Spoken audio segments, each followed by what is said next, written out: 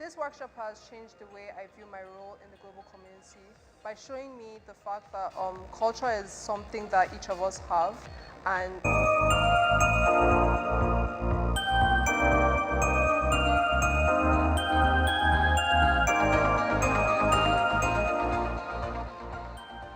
This workshop has changed the way I view my role in the global community by showing me the fact that culture is something that each of us have, and it has showed me how cultural heritage affects everyone's lives individually.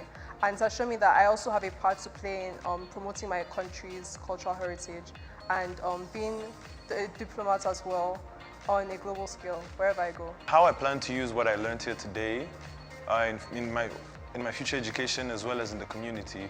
Like I said, cultural diplomacy, though taught in a political viewpoint, has applications in multiple fields, such as entrepreneurship. I'm studying software engineering, but I plan to dive into entrepreneurship upon graduation. So cultural diplomacy is going to help me in closing deals with international clients, regional clients, and so on and so forth, by leveraging culture, their culture and my culture, to sort of woo them in a way that other businesses are not, or other businesses have not seen as a way they can do it. So cultural diplomacy is going to help me in such a way that I will use it in my entrepreneurial endeavors. I think it will help them, first of all, to make them understand what heritage is all about, what are they supposed to manage, what are they supposed to protect, and then start to value, care, and then enjoy the heritage.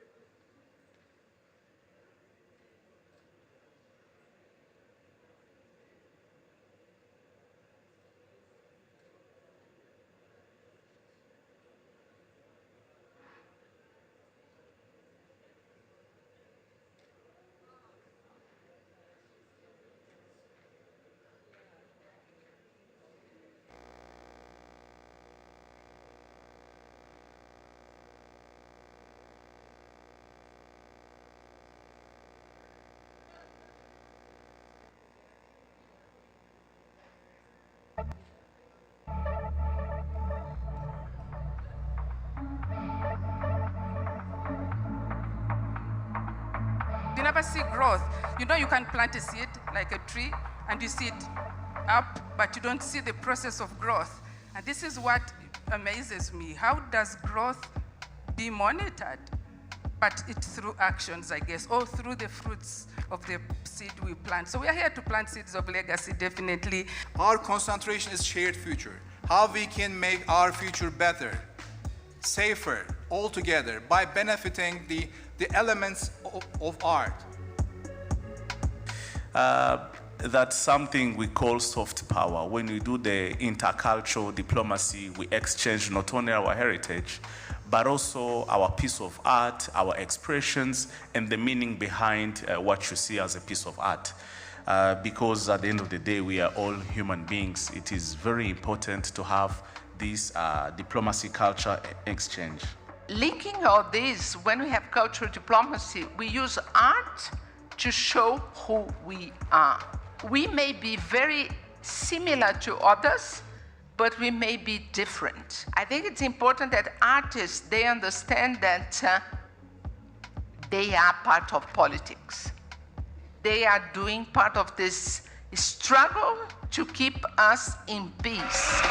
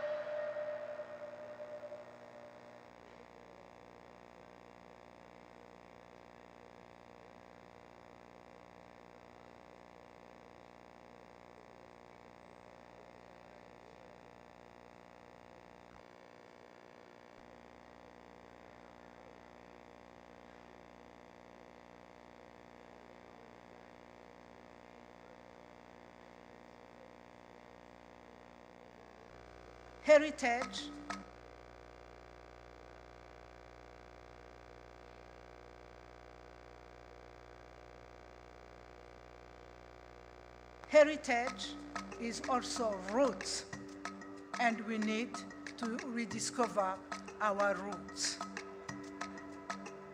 If the youth embrace their position, if the youth embrace their creativity, if the youth embrace their voices, and keeping in mind the why. Why are we who we are? Why are we doing this for our continent? Why are we doing this for our people? We are talking about Ubumuntu. There is no this kind of heritage. Everything could be falling apart. How will you continue to tap into our collective heritage to create a more peaceful future through art, culture, and diplomacy? So, esteemed participants, in Kinyarwanda we say, Umuco niwo murage wacu. Our culture is our legacy. So whether you become a curator, a festival organizer, heritage archivist, or cultural envoy, know this: the work you do matters, and Rwanda is counting on you.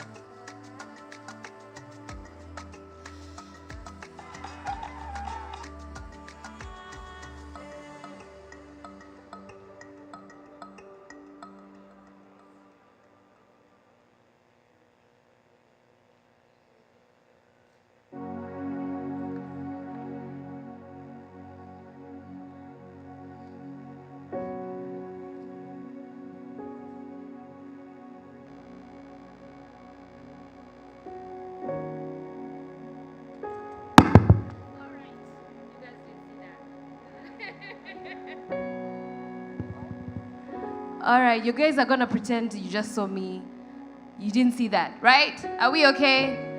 All right, great. Welcome, welcome, welcome, everyone. How's everyone doing? Okay, I think we're gonna start again. I think we're getting there, but we're not there yet. How's everyone doing? That's more to Ubumuntu Arts Festival 2025. Overcoming Dare to Dream. My name is Sonia Iraguha, and I will be your host for this evening. Are you guys excited to see the performance that are coming up? Yeah? Yeah? Are you?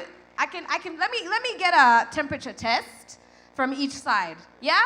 How excited are you guys on this side? Okay, guys in the back, the guys in the front are beating you intensely. I think we can do it again. Showcase the guys in the back again. Showcase the guys in the back. Are you guys excited? Okay, we'll work on that. We'll work on that. All right, in the middle, how are we feeling? You see, this is what I want. This is what I want. All right, right side, are we ready? How are you feeling? Oh, we have a winner. I don't know what you're winning, but you are the winners. Next time, another time, you guys will get a chance to beat the right side. But right now, you guys are the vibe train. Are you accepting that? I love it. Okay, let's get started. I would love to introduce the mastermind, the visionary behind all of this. I'm trying to see where she is so that we can just give her a round of applause. You guys know who that is. Do you guys know who that is? Who is it? Okay, that's good. I was hoping no one else, you saw what I did there. I was hoping no one else says another name. But please, give a round of applause to Hope Azeda. Here you are.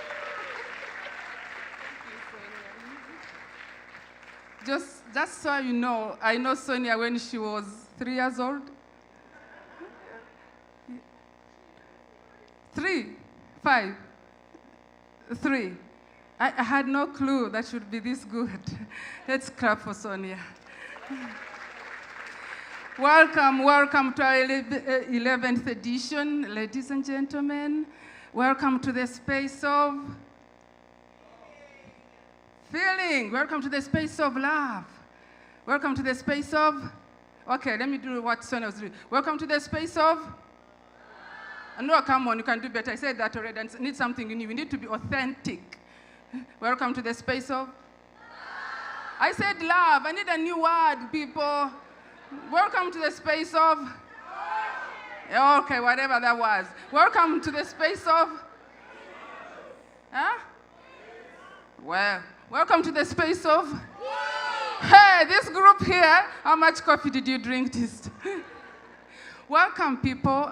We are so privileged to be here. Welcome, welcome, welcome. This year is a very special year. We have grown. We started with very special programs. Our first program was a training in cultural diplomacy. Who knows what cultural diplomacy is in one line? You see, when you sit at the front, you're always the victim. What's cultural diplomacy? Exchanging cultures and using culture to reach out to different communities. Exchange, that's what it is. Exchange, people, come on, you can do better than that. 50 students were trained by Dr. Meli. Is Dr. Meli here, or he's not here? Doctor, are you here? Okay, you see him on camera. He's here with us on camera. Yeah. So he trained 50 students at Africa Leadership University, and from there we went to our first day, which was the 14th of July, and it was Mental Health Day. And our main topic was who heals the healer. You've got artists who come before you, make you laugh, make you feel good, compose music, compose different works, and you feel good. But what happens to these artists when curtains close? What happens to that artist in Hollywood? Very famous, we wake up one morning and they've committed suicide. So when the curtains close, darkness falls on artists. That's what we're talking about. That was day 1. And day 2, we went to Bugesera, one of our favorite spaces or communities to visit. And we were blessed to have a very big community there waiting for us. And that program is called the Memory Caravan. We hope to go to other sites before we can come to the last days of starting the festival here. And yeah, I'm trying to remember everything. Wednesday, Thursday was Cultural Diplomacy Conference, which we call an conference. And we discovered that art is actually a dialogue. It's not a product. Art is not a product, but art is dialogue. Things are getting deeper here with art. I didn't even know this myself. And ladies and gentlemen, That brings us to today. And I just want to welcome to all artists, visiting artists from different countries. Let's give our hands to Nepal. Is Nepal here? Pakistan, USA, DRC, South Africa,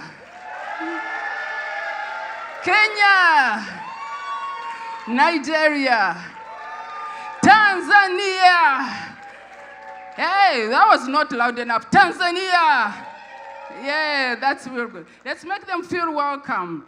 I will not take much of your time because performances waiting here on our lineup are amazing. But I just want to welcome Mark, who represents this special space that has been our home for the last 11 years, to give a few welcome remarks.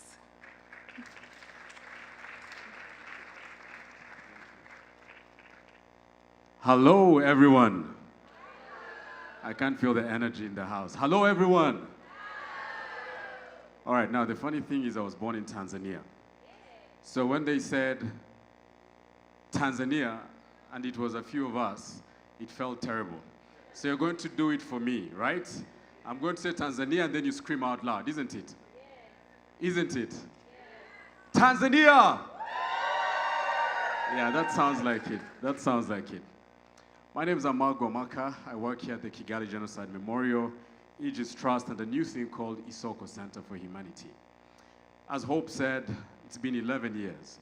Now, 11 years ago, I was the Sonia of the festival. I was standing here as an MC leading the group. And of course, I can see some old-timers, right? Right, Eunice? Yeah, she was like, don't look at me. And then I saw Brian up there, and then I saw different people that we worked with. Ubumuntu Arts Festival is an important festival. Firstly, because it comes after the 100 days of commemoration. And you can imagine, in this place where you are, there are over 250,000 people buried in mass graves here. It's the same space that we're using to talk about Ubumuntu, literally meaning Ubuntu, the greatness of heart, extending kindness, being because you are. And we've gathered, I'm saying that because I feel like I'm a part of it, we've gathered all of you to come here so that we can connect to your humanity. From Nepal to Southern Africa, to as far west as the United States, and all countries in between, we all share one thing in common, Ubumuntu, the greatness of heart. And today, on behalf of Aegis Trust and the Kigali Genocide Memorial, I'd like to invite you all to the land of 1,000 hills, to the land of Ubumuntu.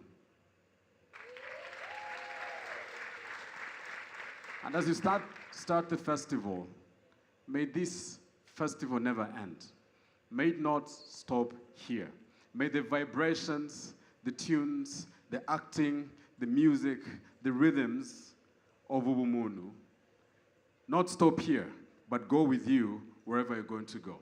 And may you pass it on to individuals that you meet, so that when they ask you, where are you from? You tell them, I'm from the land of Ubumuntu, the land of 1,000 hills, the land that once lost hope, but the land that has hope going forward. With that, I welcome you again to Ubumuntu, and thank you so much.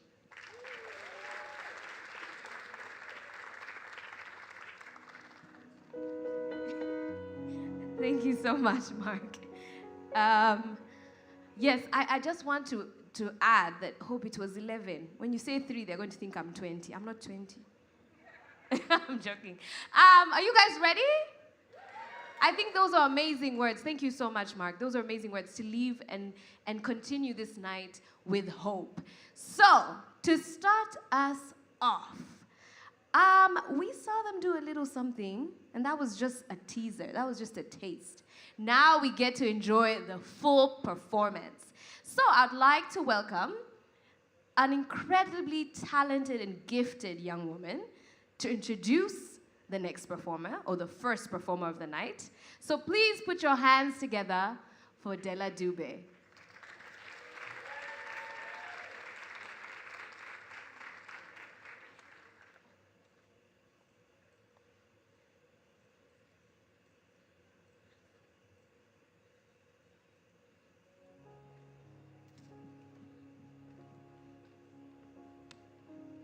Good evening, everyone. How are we feeling? Hi, Sanbonani. My name is Dela Dube. I am a multidisciplinary artist and also a project manager here at Ubumuntu Arts Festival. And as we get into this next session, I would request everyone to hold a moment of silence with me, please. If we can all get up on our feet.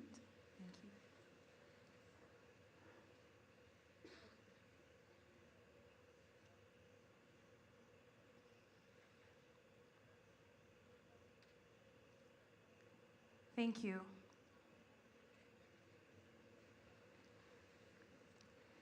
As we acknowledge the message of humanity, I'm very happy to invite everyone to open their hearts and receive what we have been preparing for the past 3 months. Ubumuntu Arts Festival has given birth to the Digital World Music Program, which I have been coordinating in collaboration with the Milele Museum.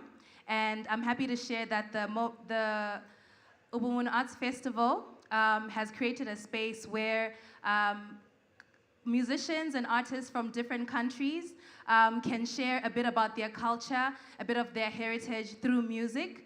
And this program has given way to 7 participants from 6 countries, namely Congo, Nepal, Pakistan, Kenya, and Argentina, and Rwanda, of course.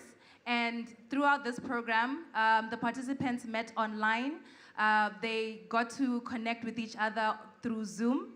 And throughout these workshops, we were learning the importance of digital archiving and what it means to preserve our history and our heritage. We explored how that has been done over the years, and we also began to dream of how we can continue to do this in the coming years through technology. And that is why I am proud to finally present them.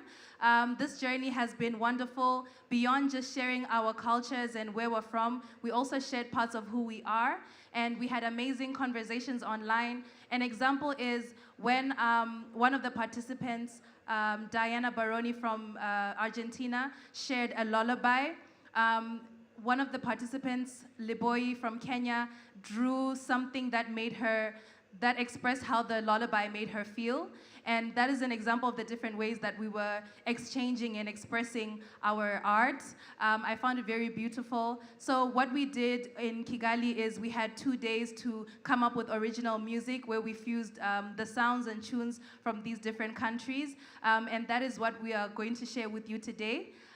We also had an exhibition where we brought artifacts, the participants brought artifacts and cultural symbols and items and exhibited them at Camp Kigali. And that was so wonderful. We had the exhibition running for 2 days, and people came to learn a bit about the different cultures there. So we're really proud to have done that. And we had our grand showcase yesterday at the Music is Humanity concert, alongside musicians from different parts of the world as well. So we are happy to share one of the songs that we felt like moved people the most, and we believe will move you as well. So please, ladies and gentlemen, put your hands together as I invite Diana Baroni from Argentina, Madan Gopal from Nepal. Please keep the applause going. Mustaf Balochi from Pakistan. Mark Ngabo from DRC.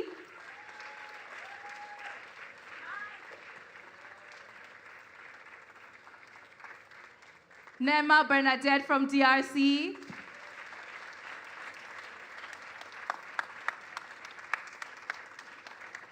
Esther from Rwanda.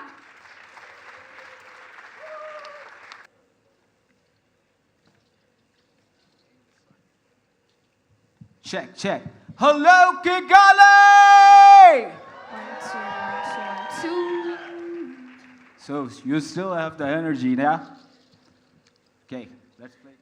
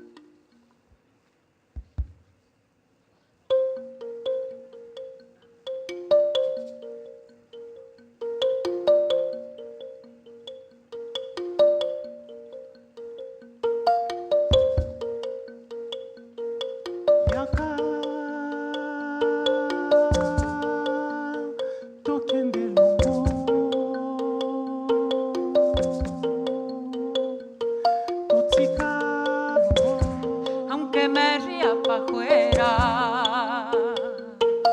y así yo tengo que vivir, esperando a que me muera. La reza que pedirá allá en el monte de caridad. No tiene tiempo, ya no da más. Esa que reza que pedirá.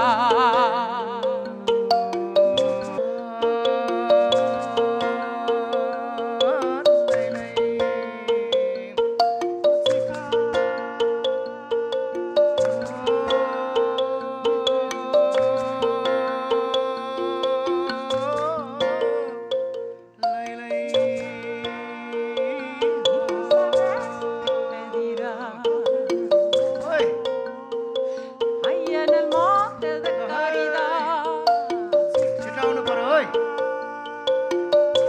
No tiene tiempo, ya no da más.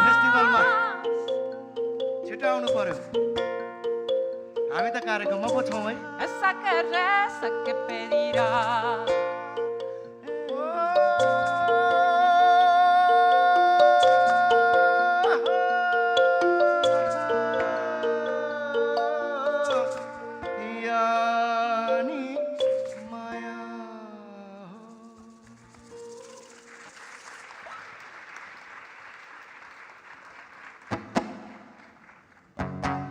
Thank you.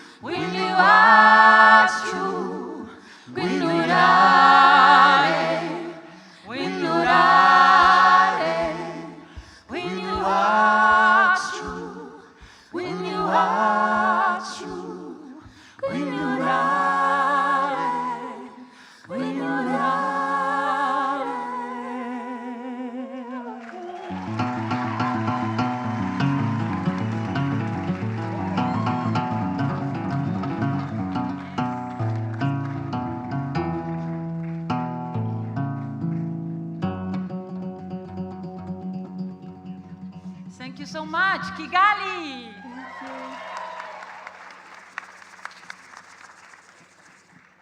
So this is the last song we are performing. And there's a word in this, Washmale. Washmale. Washmale. Yeah, it's easy to remember. We need your help to sing the song.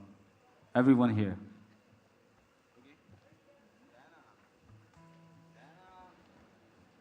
We had some drums that we had planned to play for you, and they have just arrived.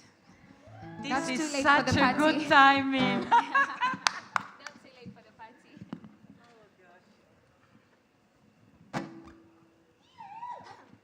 Let's go.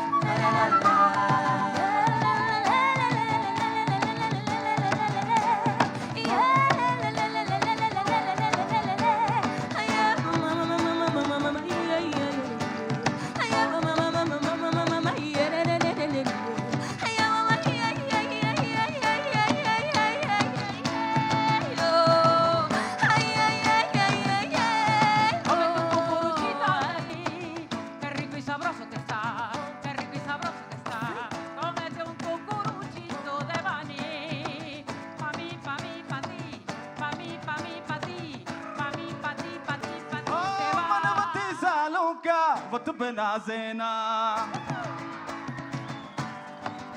हाँ मनवती सालों का वत बना मनवती सालों खल मनवती सालों जाने मनवती सालों का वत बनाजेना Urdale sire shuma be male washmale babole sire shuma be male washmale Urdale sire shuma be male washmale babole sire shuma be male washmale shuma be male mashank baya be male manadr baya be male mashank baya be male manadr baya babole sire shuma be male washmale Urdale sire shuma be male washmale babole sire shuma be male washmale Urdale sire shuma be male washmale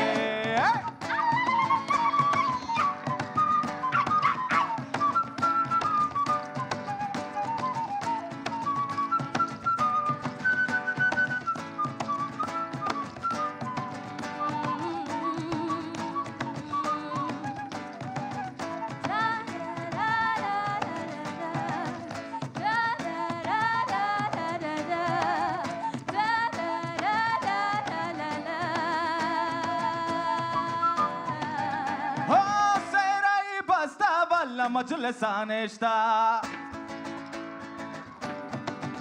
ha sarai basta le majlisaneshta sarai basta mango majlisaneshta sarai basta hal sarai basta jani sarai basta mango majlisaneshta armane sire shama be male washmale horidale sire shama be male washmale babole sire shama be male washmale horidale sire shama be male washmale dela sire shama be male washmale daina sire shama be male washmale umeshe sire shama be male washmale babole sire shama be male washmale horidale sire shama be male washmale.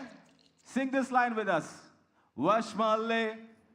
1, 2, 3, 4. Washmale. Hey, washmale. Washmale. Washmale. Washmale. Washmale. Washmale. Manavati salon ka vat benazena. Manavati salon ka vat benazena. Manavati salon ka vat benazena. Manavati salon ka le manavati salon jane manavati salon ka vat benazena. Kigali, are you there? Yeah. Babole sire shama be male washmale Urdale sire shama be male washmale Babole sire shama be male washmale Urdale sire shama be male washmale Babole sire shama be male washmale Babole sire shama be male washmale Urdale sire shama be male washmale washmale Thank you. washmale Washmale. Washmale. Come on.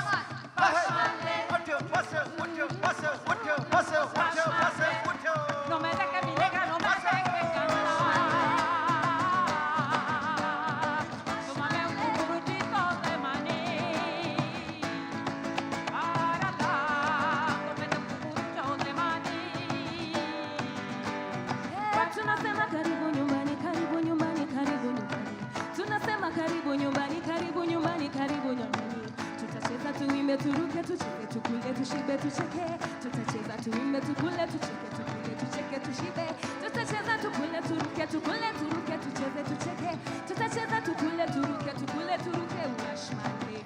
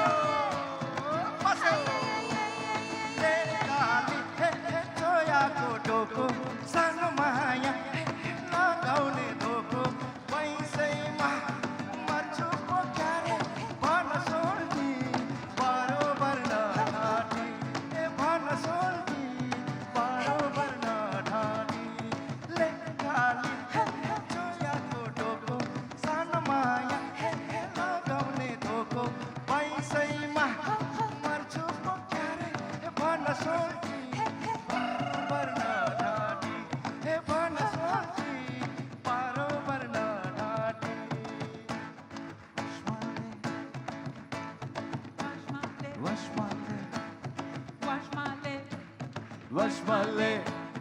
Wash my leg. Wash my leg. हाँ हुर परियानी मर्जी दीवाने हुर परियानी मर्जी दीवाने हुर परियानी जानी हुर परियानी हल्ले हुर परियानी मर्जी दीवाने अरमाने सीरे शमबे माले वश माले बाबोले सीरे शमबे माले वश माले हुर दले सीरे शमबे माले वश माले बाबोले सीरे शमबे माले वश माले Wash my leg. Wash my leg. Wash my leg.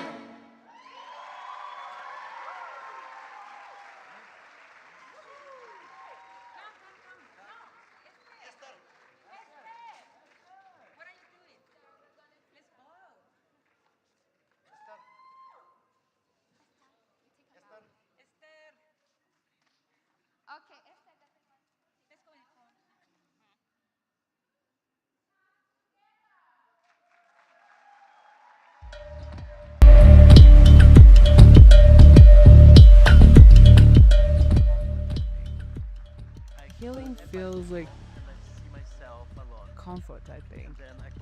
Like when everybody goes home and I see myself alone, and then I question myself, who am I, where am I, where do I come from? Yeah. And then it's like my state of being, where I'm standing at that moment, and how I'm feeling. And that's my mental health. So in my understanding, mental health is that voice inside. Every time you're by The conversations you're having with yourself.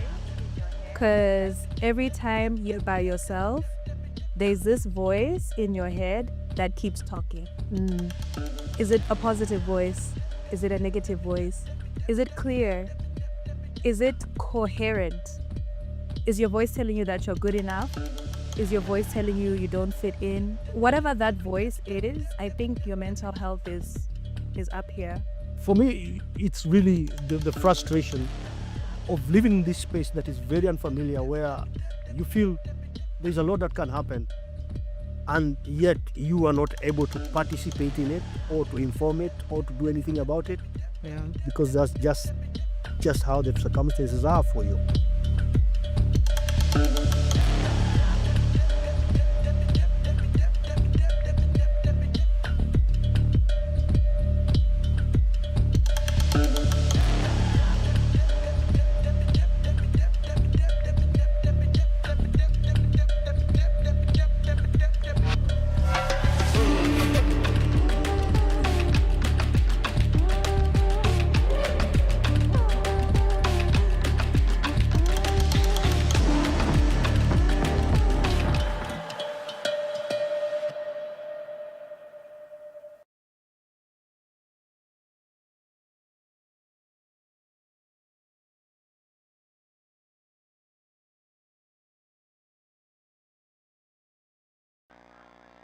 What? I'm going to ignore what you just said. What were you singing? Do you know? What was it? Okay, some people got A's in school.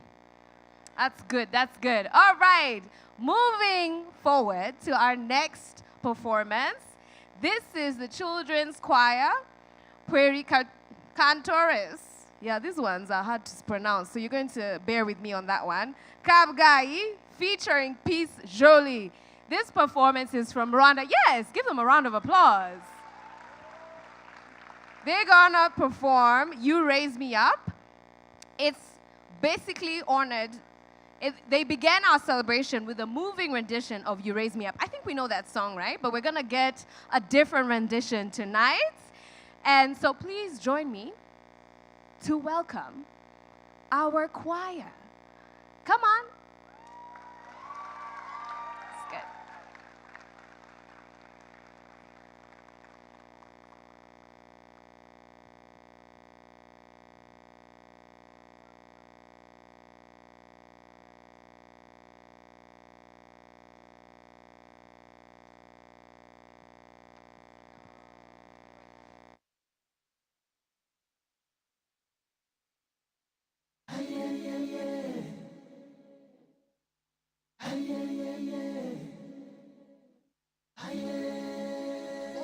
tugira ubuntu ubumuntu bukaganza.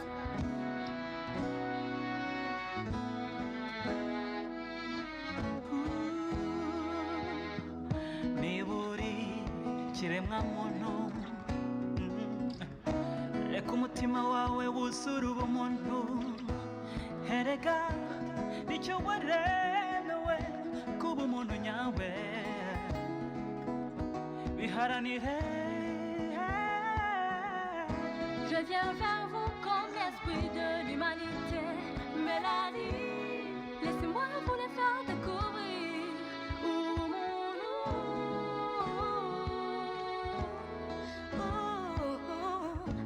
Ubumuntu kuri twese niyo nkingi yo kubaho neza.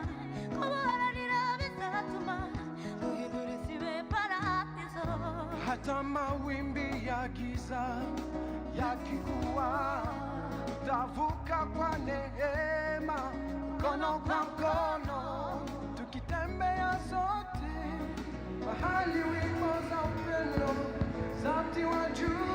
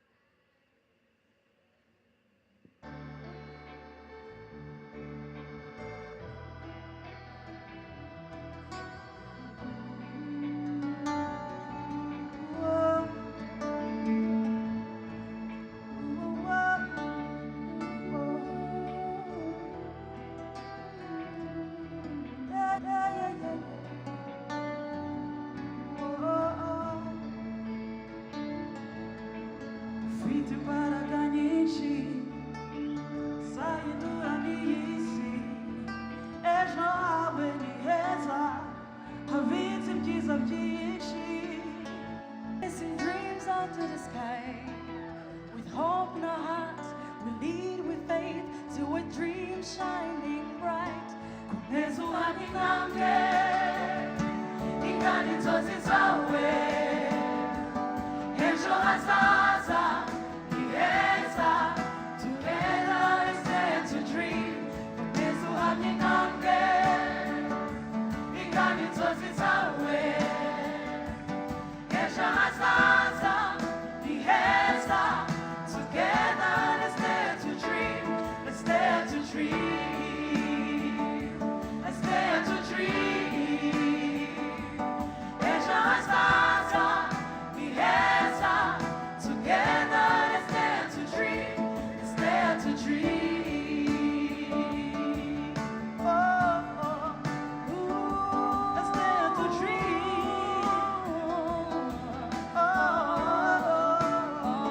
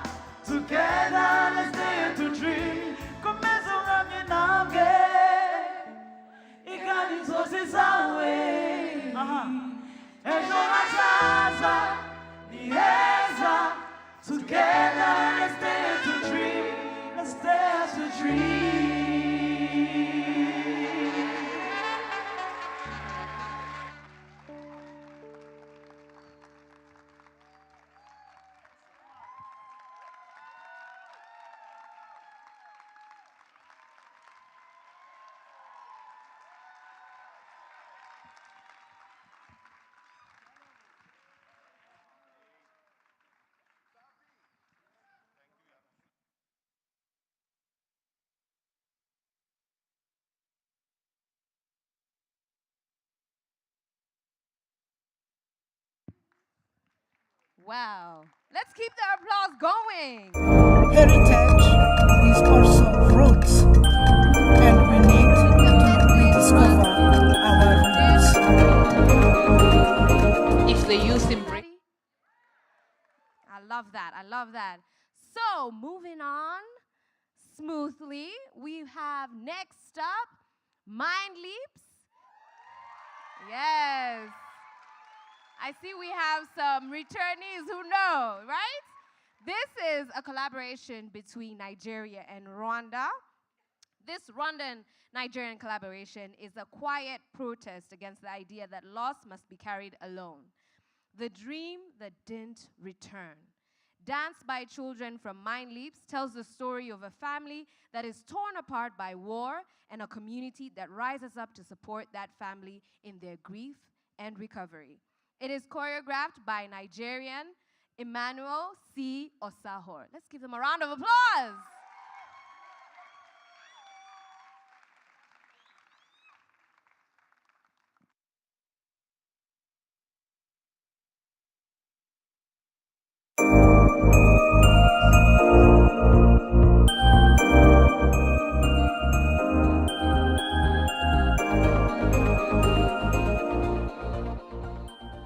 This workshop has changed the way I view my role in the global community by showing me the fact that culture is something that each of us have, and it has showed me how cultural heritage affects everyone's lives individually, and it has shown me that I also have a part to play in promoting my country's cultural heritage and being a diplomat as well on a global scale wherever I go. How I plan to use what I learned here today in my future education as well as in the community.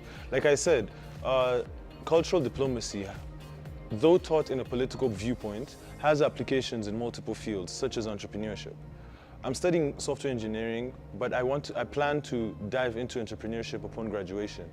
So cultural diplomacy is going to help me in closing deals with international clients, regional clients, and so on and so forth, by leveraging culture, their culture and my culture, to sort of woo them in a way that other businesses are not, or other businesses have not seen as a way they can do it. So cultural diplomacy is going to help me in such a way that I will use it in my entrepreneurial endeavors. I think to help them, first of all, to make them understand what heritage is all about, what are they supposed to manage, what are they supposed to protect, and then start to value, care, and then enjoy the heritage.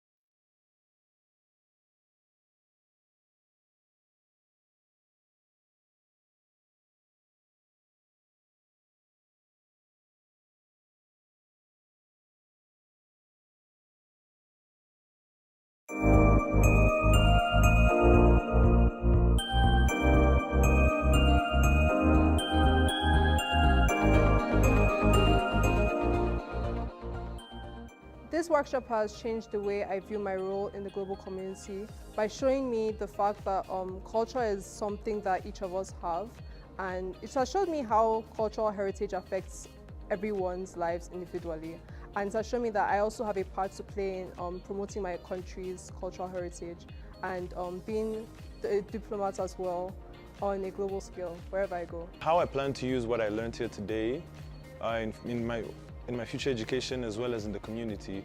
Like I said, cultural diplomacy, though taught in a political viewpoint, has applications in multiple fields, such as entrepreneurship. I'm studying software engineering, but I plan to dive into entrepreneurship upon graduation.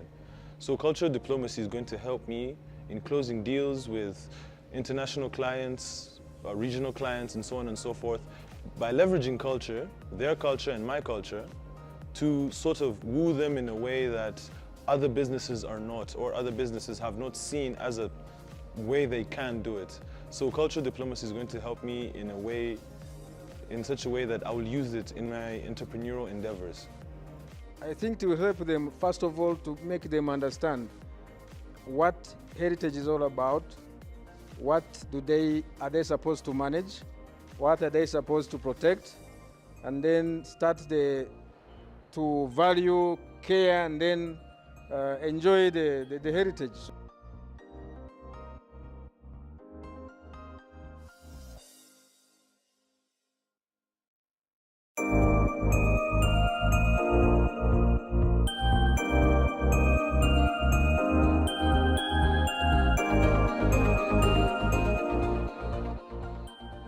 This workshop has changed the way I view my role in the global community by showing me the fact that culture is something that each of us have, and it has showed me how cultural heritage affects everyone's lives individually, and it has shown me that I also have a part to play in promoting my country's cultural heritage and being... How I plan to use what I learned here today in my future education as well as in the community.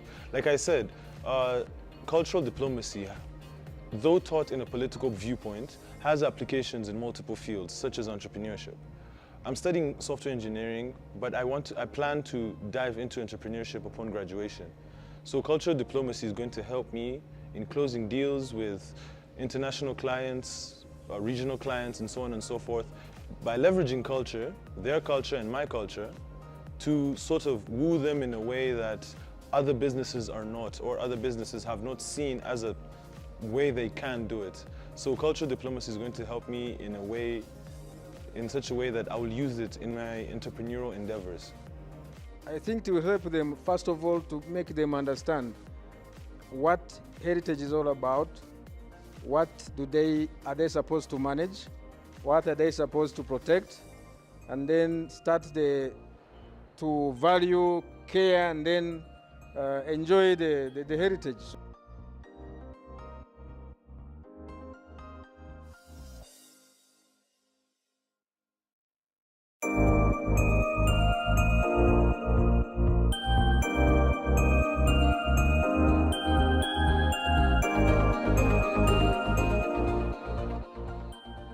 This workshop has changed the way I view my role in the global community by showing me the fact that culture is something that each of us have, and it has showed me how cultural heritage affects everyone's lives individually, and it has shown me that I also have a part to play in promoting my country's cultural heritage and being a diplomat as well on a global scale wherever I go. How I plan to use what I learned here today in my future education.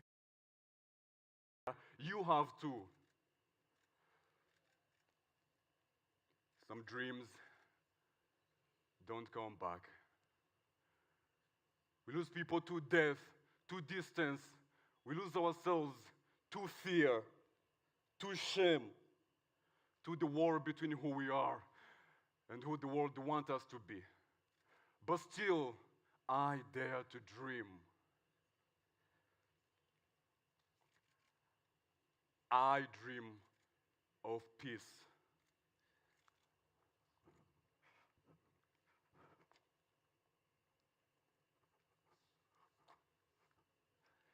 In our minds, in our cities. Peace is not weakness. It is work. It is building when everything feels broken. It is choosing forgiveness, even when your heart still aches.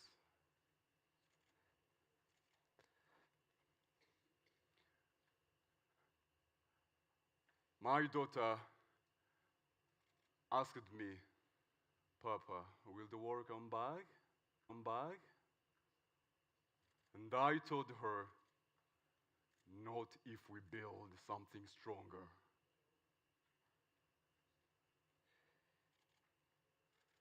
So I dance, I speak, and I dare to dream that the legacy we leave will not be graves, but gardens.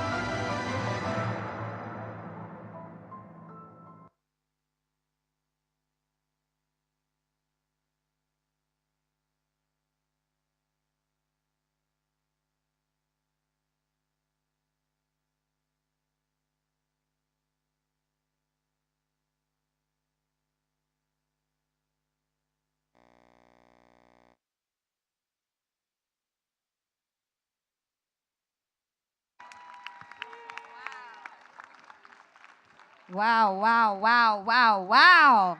I think they deserve another round. Wow. The strength, the accuracy, the passion. Did you see that? Wow. Emotions. I think I have goosebumps. That was incredible. That was incredible. So another temperature feel. You know, we've just seen some strong, passionate dancing. So I want to see how we're doing. How are we doing on this side? You guys are my reigning champions, so you can't let me down. All right? How are we doing? Okay. Okay, guys, did you hear that? Did you hear that? All right. Middle side, how are we doing? Right side, I think you have some competition. Left side, how are we doing? Ooh, I think the crown is being tipped. Do you think so too? We'll do another temperature, but I think it's close. It's not close. You won. Guys, they're even negotiating. You guys don't think you won? Oh, it's okay. Oh. They want to share. But that's what it is about, sharing. And that's why the collaboration is key, right? So we're moving swiftly to the next performance. This is Hamisi Abdallah. This is a Rwanda and Congo collaboration. So now presenting The Face Behind the Facade, a powerful dance theater piece curated and directed by Hamisi Abdallah. This dynamic production blends movement, poetry, music, and storytelling to explore deep and often unspoken struggles, such as migration, passport challenges, missing, and systemic discrimination. Now, I know I've experienced all of these things. Have you? I think if you're African, you've experienced all these things. Don't you agree? Ah, guys, you've not experienced any of these things? You don't relate? You do? There we go. So let's put our hands together and get excited for this next performance that I think also tugs on our heartstrings. Isn't that right? Yeah. Okay, I think, okay, all right. We'll get a little temperature test. All right, hands together, everybody, for Hamisi Abdallah.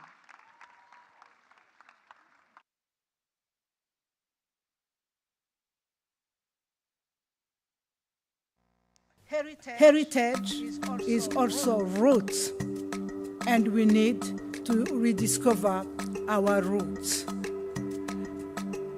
If the youth embrace their position, if the youth embrace their creativity, if the youth embrace their voices, and keeping in mind the why are we who we are? Why are we doing this for our continent? Why are we doing this for our people? We are talking about Ubumuntu. If we are talking about just peace, and without peace, there is no this kind of heritage. Everything could be falling apart. How will you continue to tap into our collective heritage to create a more peaceful future through art, culture, and diplomacy? So, esteemed participants, in Kinyarwanda we say, Umuco niwo murage wacu. Our culture is our legacy. So whether you become a curator, festival organizer, heritage archivist, or cultural envoy, know this: the work you do matters and Rwanda is counting on you.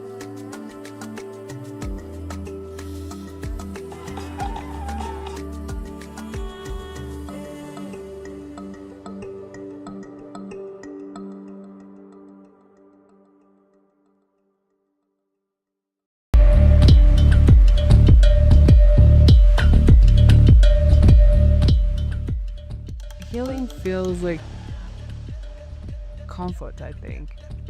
Like when everybody goes home and I see myself alone, and then I question myself, who am I, where do I come from? Yeah. And then there's like my state of being, where I'm standing at that moment, and how I'm feeling. And that's my mental health. So in my understanding, mental health is that voice inside. The conversations you're having with yourself. Because every time you're by yourself, there's this voice in your head that keeps talking. Is it a positive voice? Is it a negative voice? Is it clear? Is it coherent? Is your voice telling you that you're good enough? Is your voice telling you you don't fit in? Whatever that voice is, I think your mental health is up here.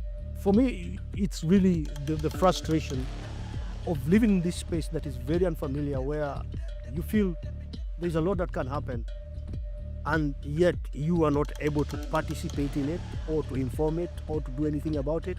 Yeah. Because that's just how the circumstances are for you.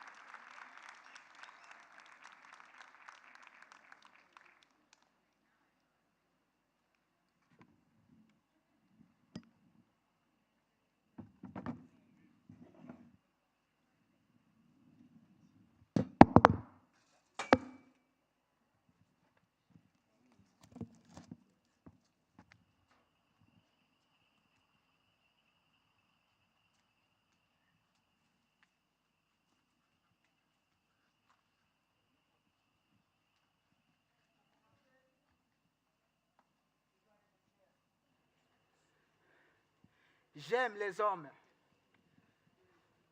Mais pour commencer, je dois être clair. J'aime les hommes. Justement parce qu'ils sont nés des femmes. Je sais que l'on condamne toujours la femme pour tout ce qui s'est passé dans ces jardins de l'ignorance, où l'on trouvait que c'était normal, que l'homme vivait comme un animal, que ça ne connaissait ni le bien ni le mal. Erreur monumentale. Écoutez, si elle n'existait pas, qui aurait apporté à l'homme les fruits de la connaissance, ces baisers dans cette ignorance?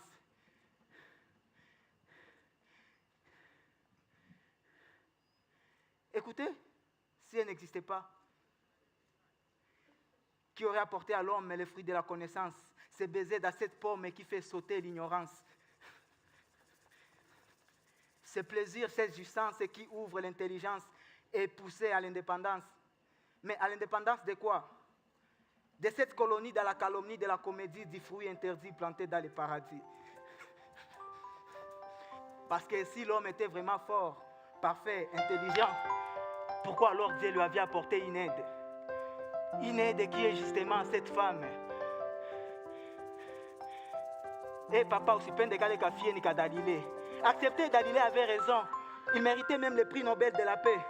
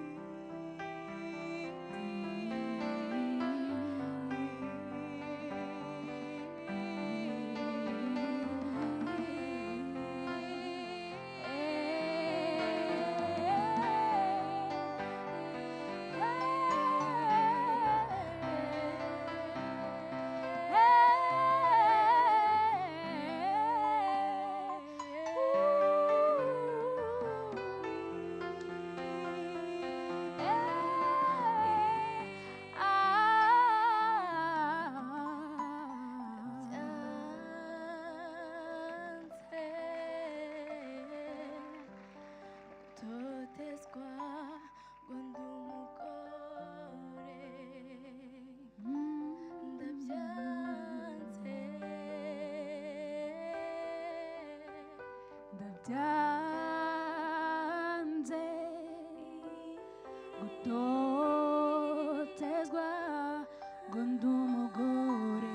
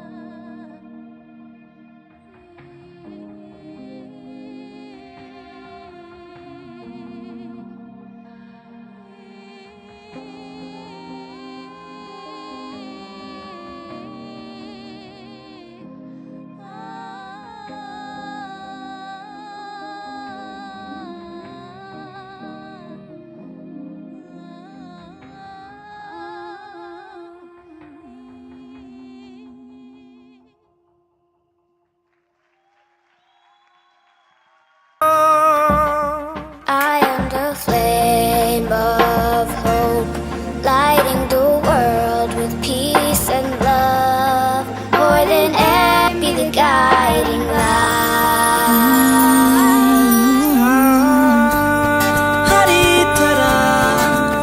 Rihora ryaka muri nge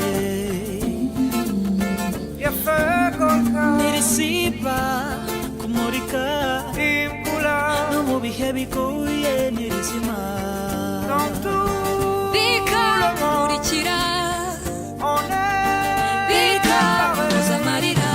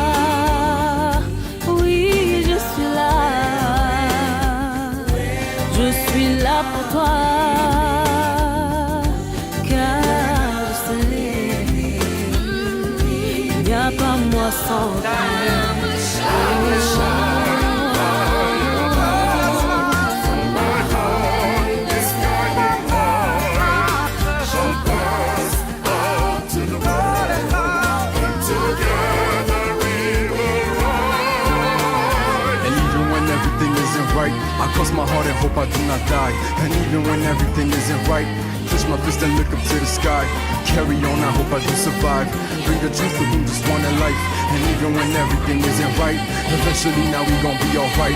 Eventually, if I do say so, teach my boys and sisters what I didn't know. Keep my heart and soul from ever being cold. That's the only way a truth will be told. Eventually, if I do say so, maybe not today, but maybe kesho. Zahora nuru muri gwejo, mana humeza mururu jendo. Mururu jendo, mana humeza mururu jendo.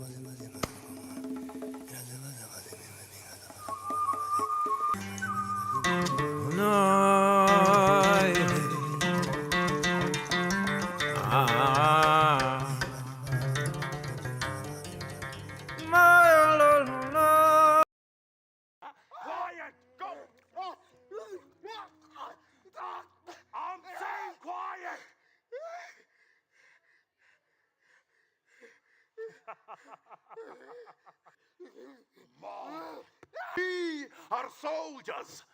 Hearts of angels died, Satan. Morons.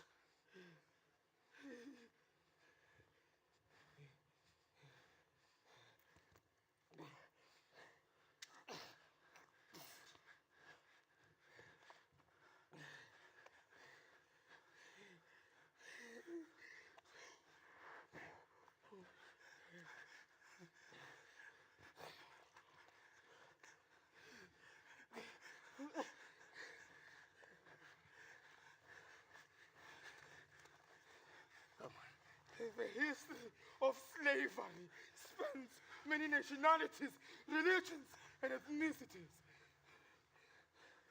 From ancient times up to the present date. Likewise, its victims, they come from many different ethnicities and religions that on its own drives me mad. I've spent my entire life being tortured and consumed. 14 years. I've spent 14 years of my life here in these dungeons. You see, these 4 men you see here have been here in these camps for 14 years. There's not even a single camp we've never been to. And when we first arrived here, we were 10. And unfortunately, some died along the way. You see here you don't ask questions, you do. And if not, you die like a dog. And next to your corpse, he will say, If your holy book gave laws about how to treat a slave, then your holy book is disqualified as a source of developing moral code. Those were the sergeant's words. And you see here in these camps, we've been dehumanized. We've been programmed that when we hear this word, don't shoot! That is when we shoot. I mean, we kill innocent women carrying babies in their backs while their husbands are drowning in a pool of their own blood. And that did not even move the hearts of the sergeants and the masters. How heartless. This house is the darkest place ever. But at least sometimes we do get a chance to relieve our minds in this horrible dungeon. Hey, Bamba! Hey, Bamba! Niwe Baba! Hey, Bamba! Hey, Bamba! Where's it? Where's it? What's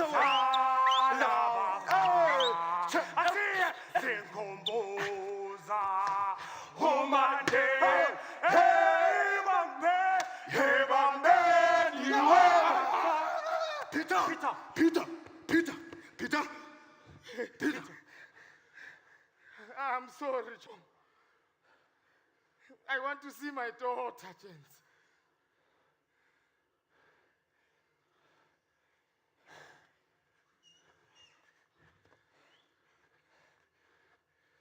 Look, James. When I left, her mother was only 3 weeks pregnant. And that woman loved and respected me in spite of everything. She would wake up early in the morning. And when I wake up, I would find my bath water readily prepared. And after bathing, I would find my breakfast on the table, fully served. And I was really young by then. I was able to pull 5 strong rounds in bed. 5. Don't laugh, guys. Come sit down. It's not a show. I'm just not sure if I still have got that kind of stamina.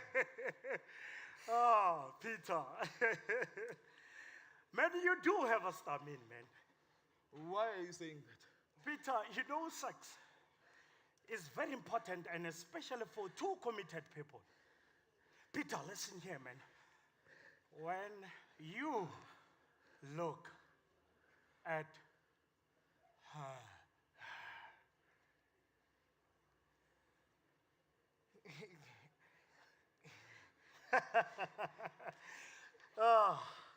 You get my point.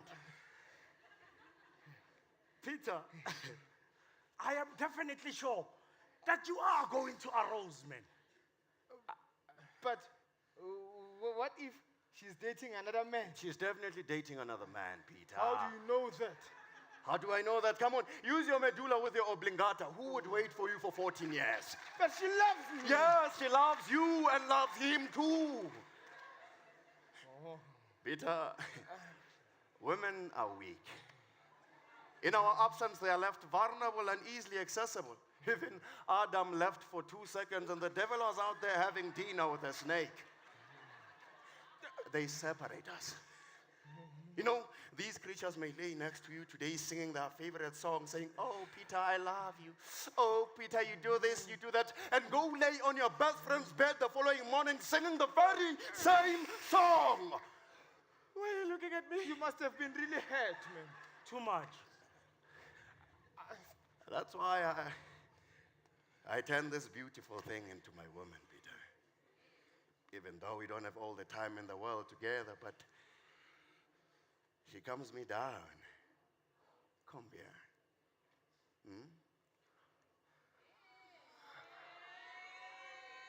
Come here.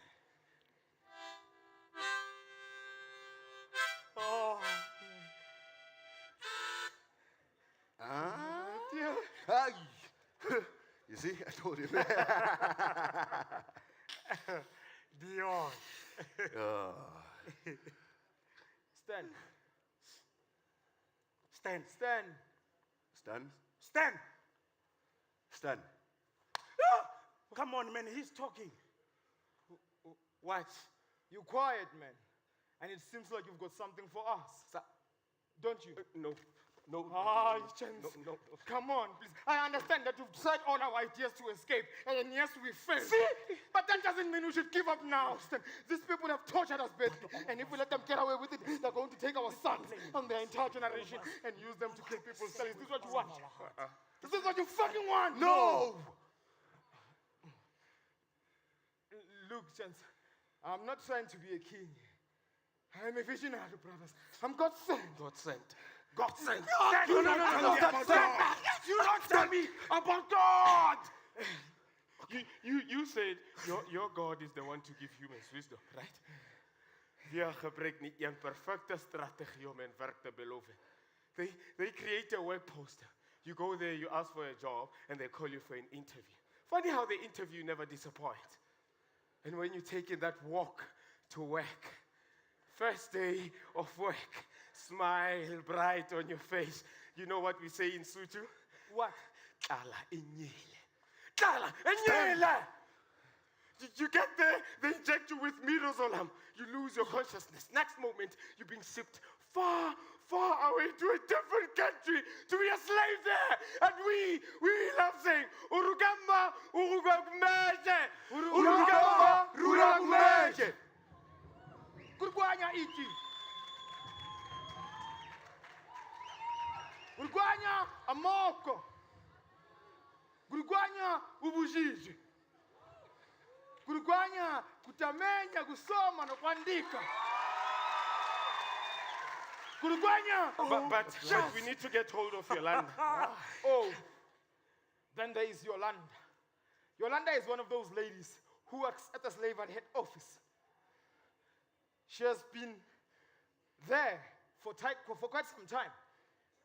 She has met with Stan by the time she was still a slave here in these camps.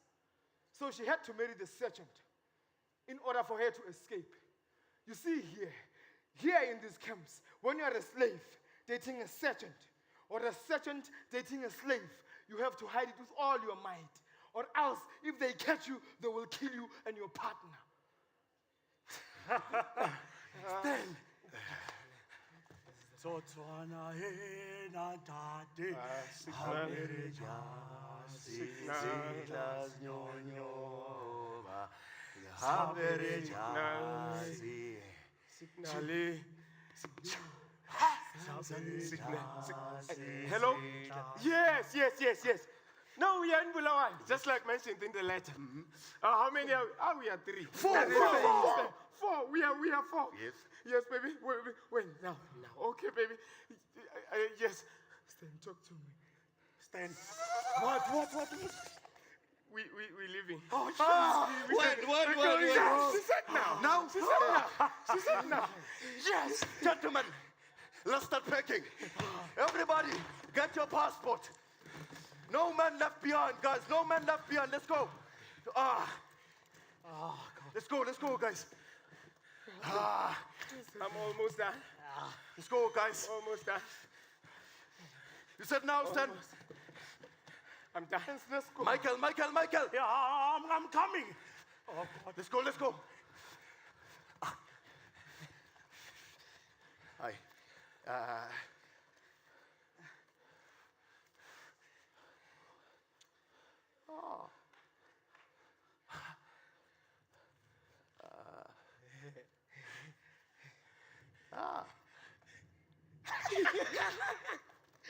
Michael. Yeah.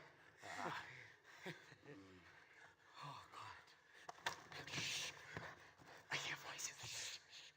Guys, where are we going? Stan! Listen. We're going home. Shh. Let's go.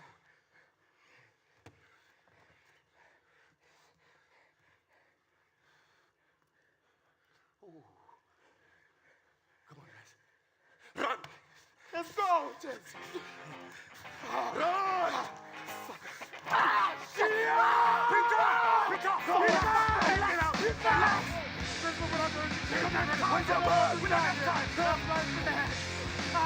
Let's go. Fine. This way. Go. I don't know what to say. Peter! We don't have time, man. Catch up!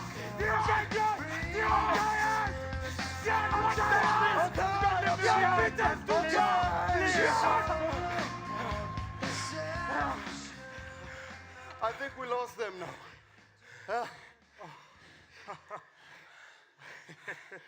Guys, are we really living? Of course, Chief. I'm really scared of what will happen to us when we get there. We'll cross that bridge when we get there, Chief. Wait, Chance. I've got a plan. Dion, Yes? you will be the first one to get off the plane. Wait, why me? So that he can use his girlfriend for basking. What? Yes. No. Yes. No. Yes. It's a great idea. How is this a great Because idea? they know that there's 4 of us. Peter, sit down. They know there's 4 of us, and they're gonna fight. The 3 of us, and you're gonna be. But why would they look for us if they're the ones to let us? Exactly my point. See, the other thing is, I trust Yolanda. Who? Yolanda. Stan, this Yolanda might not be the type of woman you want to trust, man. Well, she's my woman, and I've been with her Stan, for years. women are unpredictable. They put on a facade of innocence.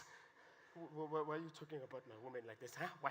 What if your woman is seeing another man? No, she's not. She's loyal and trustworthy. Stan, what if she's not loyal and trustworthy? What if she's not Okay. I trust her! Okay. Guys. Come on, guys. Let's go. I don't have time for this.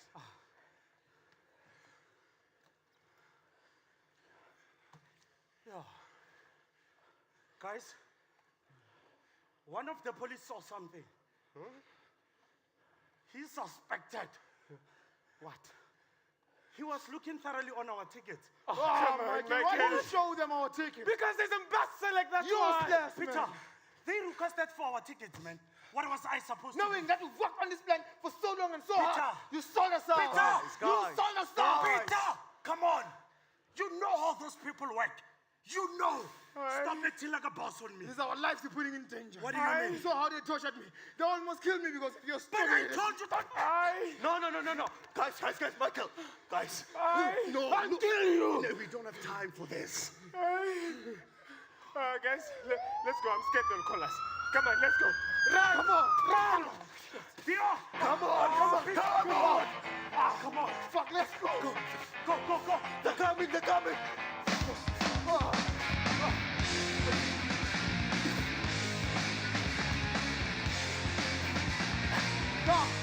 One for me.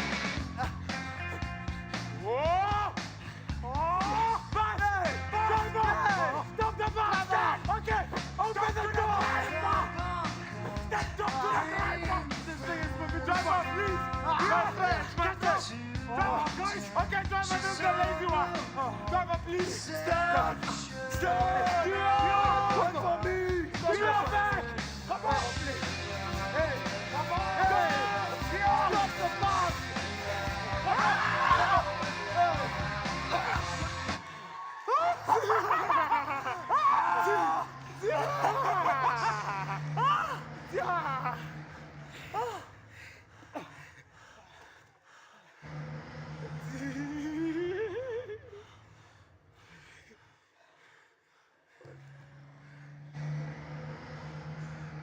Why have you forsaken me, Mother Africa?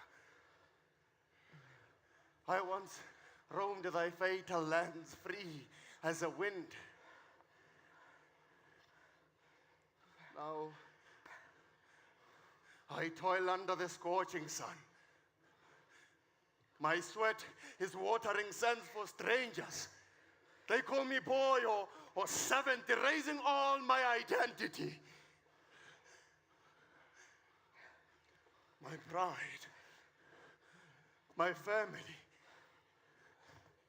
my beliefs, my culture, all of that lost to the winds of time.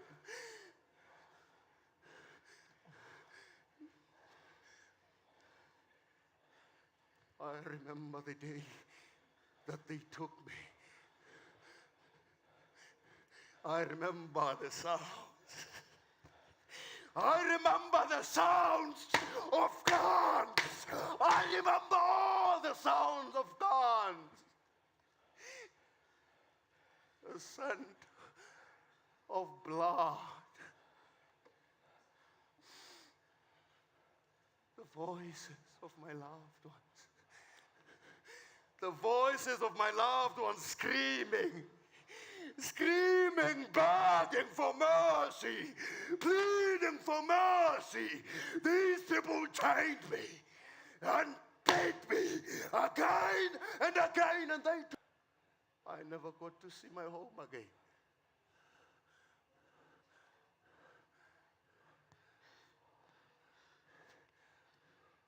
You know, time passes yet. The pain within still remains. My back hurts from the lash. My soul is weary and heavy of grief. I am forced to work from dusk till dawn with nothing but scarce food and rest. But it is not the physical pain that hurts. It is the idea or the knowledge that I am nothing but a mere property to them, a tool for their gain. Why do you allow this? Did I not fight for thy freedom, Mother Africa? Did I not toil for thy prosperity? Because I see the world through the cracks of my shackles. A world where some are born free while others are forever bound. A world where hope is not a right, but yea, a very, very dangerous risk, yet still I hold on to that hope. Hope that one day my children will see the freedom. Hope that one day Africa will rise again strong and proud. Hope that one day I will whisper to the winds of time. Or maybe scream my lungs out to the winds of time saying, God, you Messiah. Oh God, you who loves your land. Wait, what am I saying now? You know, being in that place made me realize that family is important. You know, all I wanted to see is my parents and my siblings. But I hope my mother is heard. Since I left there very sick, she could not do anything for herself. I left my mother struggling. She struggled to a point whereby she could not speak anymore. It was not fun. Not fun seeing my mother crawling, trying to reach out for something. And I was there. I wanted to go and help her, but I knew she will be embarrassed. I knew. This other time I saw my mother peeing feces coming through her dress. I was there. was there. She didn't want to disappoint us, neither my father. And I didn't want her to feel very low or otherwise. Yes. Yes. Just a second, let me go to my office. Yes, Mr. Officer. Officer. Sergeant. Sergeant. These people have escaped. These people have escaped, Sergeant. Guys, let's focus on our maps. Let's try to find the nearest police station. Yes, sir. The red light will reflect. Mr. Paul, are you getting something that side, sir? Hey, I can't get hold of Yolanda. But as soon as this connection comes back, I will find a way for us to find them. Oh, Sergeant! The red light, the red dot, Sergeant! Sergeant!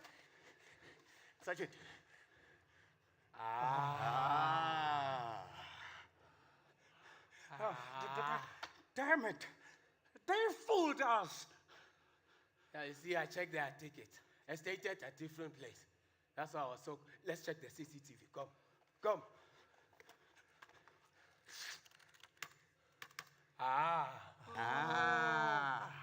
The red light. So they used the Kwekwe Road. You know what I say. Let me try and get hold of Yolanda. I'm connecting you guys. Stay. Sergeant, wait.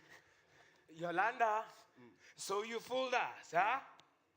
No, you fooled us, Yolanda. Yolanda, man, we trusted you. What you say? Huh? I beg. Do you believe her? I don't. Do you believe her? Do you believe her? You know what I say? I say we go look for these people ourselves. Come on, let's go. Hey, Bamben! Oh, hey, Bamben! Hey, Bafan! Hey, Bamben! Hey, Bamben! Where's in this? Yes, Zalaba. Hello, baby. We coming. What? What should we do now? Guys, we need to come up with a plan that they trace the bus that we are in right now. What? We're going to die. No, it's only 5 minutes away. We are going to die this time. No, wait. Plan. Yes. You know what? Stan, Peter, let's go. Dion, you will get off at the next stop. We don't have time. Wait, Peter! What is happening? Move! Stan! They're coming! Move!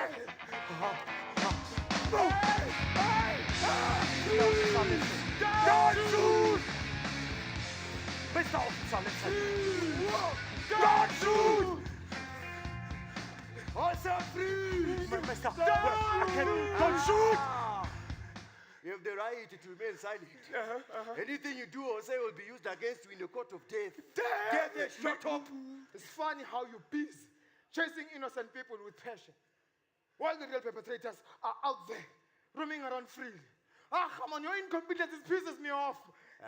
Mr. Officer. You have 2 minutes to tell me what. We can explain. Your name, what you are doing here, where are you from, wearing like that, and what are you boys doing wearing like that in this land? Okay, Mr. Officer, you see, we are tourists. We are new tourists, to this place. yes. And we like exploring. That's why we're wearing like this. And Mr. Officer, we're from Mozambique. Yes, from Mozambique. Mozambique. We saw foremen running. We saw foremen running. Wait. You saw foremen running away. They went this way. No, this way. Wait. Did you see this man? Did you see this man? We are new to this place. We are new. Wait, let me see your back. Your back. Your back.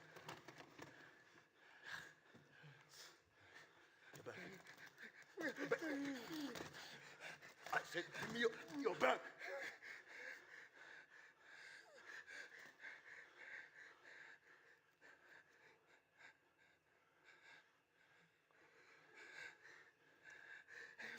Okay, gentlemen, you guys are free to leave.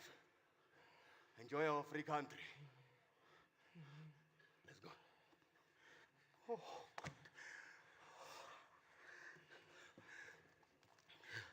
Oh, God.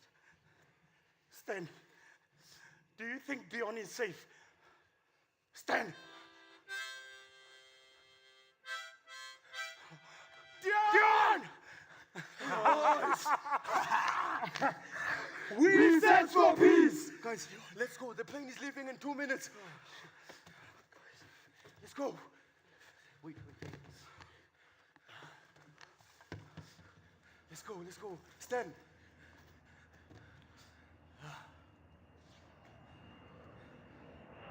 Hello, baby. Baby, we are coming. We made it. Baby, thank you. Thank you for loving me even with my disease. Hey, Stan, what disease are you talking about?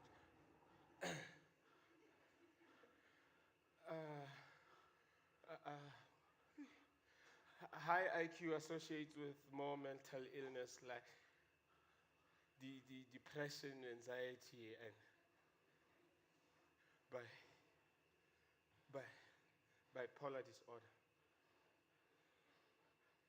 I'm really sorry to hear that, Stan. I also love you the way you are. Thank you for everything, Stan. I really appreciate you. I remember they took my father and hanged him on a tree, while the other one was busy with my mother, raping her. My mother screaming from on top of her lungs, screaming from her husband being killed and her being raped. I stood there and watched as my father's soul separated from his flesh. They said they were punishing my parents because they didn't have a marriage certificate, claiming that it is illegal to have a child without a marriage certificate. And after they killed my mother, I came with them willingly because I had a plan. My plan was to kill all of them. I wanted to kill all of them. All of them died. But Yolanda promised to marry me and give me a family of my own. That's why I love that woman so much.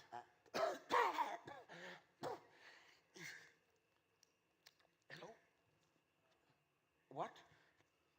And unless you want me to tell people our secret, do you want me to tell people our secret? Dion! You have a phone? Huh? Dion, A phone. who are you talking to?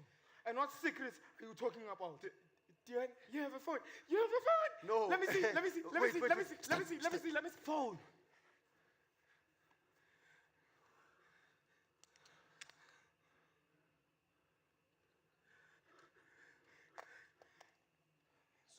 So you telling me our friendship is based... Get off your high horse. This had nothing to do with you. It's about what? It's about... Okay, tell me, how did the fornication happen? Why did it happen? Did you think that humans are not enough? You want to say one of your own? Stand! What? I am trying by all means to cater to your questions, but hey, you are moving too fast, man. Now, what are you saying? I am saying... Yes? Explain to me. How did you slip with her?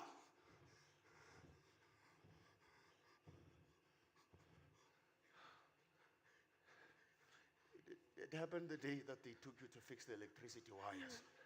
The day that the sergeant tortured you. How did you slip with her? I told you to see if you were asleep and you were deadly asleep, man.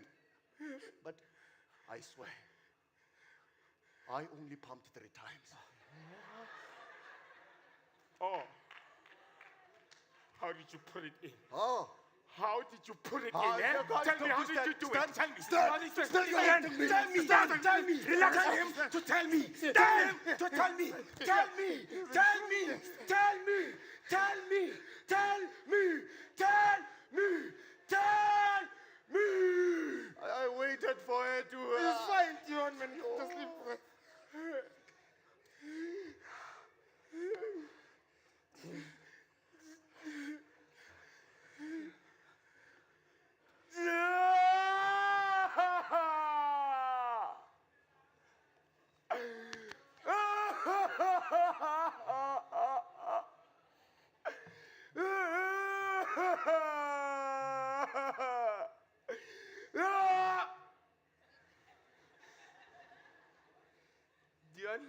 Stan, you were right.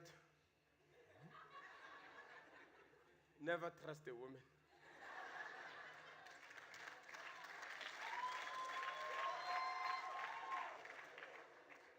I forgive you, my friend. Okay. Stand.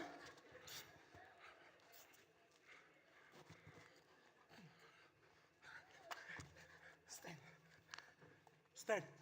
Oh, no, no, no. Stand, stand. Stand. No. Dion.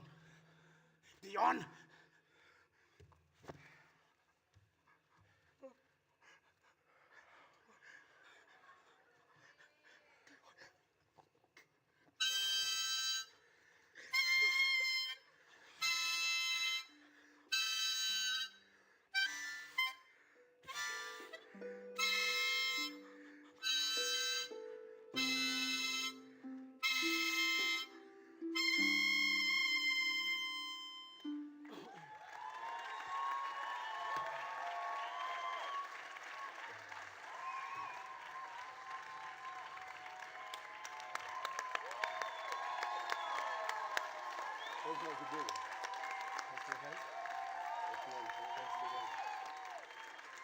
Abus.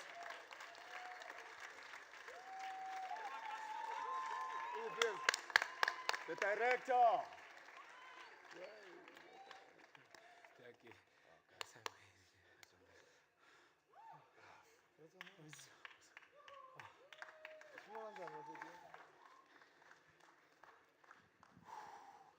Wow. Right? Okay. Why are you repeating that? Wow. How are we feeling? That was great, wasn't it? Yeah? I heard a few laughs, a few cheers, a few, silence when things got heavy. How's it? Are we good? Are we ready to move on? Yes? Now, we have 2 more performances. Okay? One is a poem, and the other one is a dance. So I think, we're going a bit, we're going like this, right? We're on the plane, we're going also us like this, right? Yeah? Okay, next up, we've got Akubu Uche from Nigeria. Yes. He's a writer, performance storyteller from Nigeria, passionate about preserving African oral traditions. She brings stories to life through song, physical theater, and vivid narration. Her work has been featured in international literary journals, and most recently, she was shortlisted for the 2024 Evaristo Prize for African Poetry. Impressive, impressive. Today, she presents The King and the Craftsman, a dramatic storytelling piece set in 15th century Hausa land. In this reimagined Afghan folktale, a troubled king finds unexpected wisdom from a humble leather worker, teaching us that creativity and flexibility can help us rise above life's challenges. Round of applause.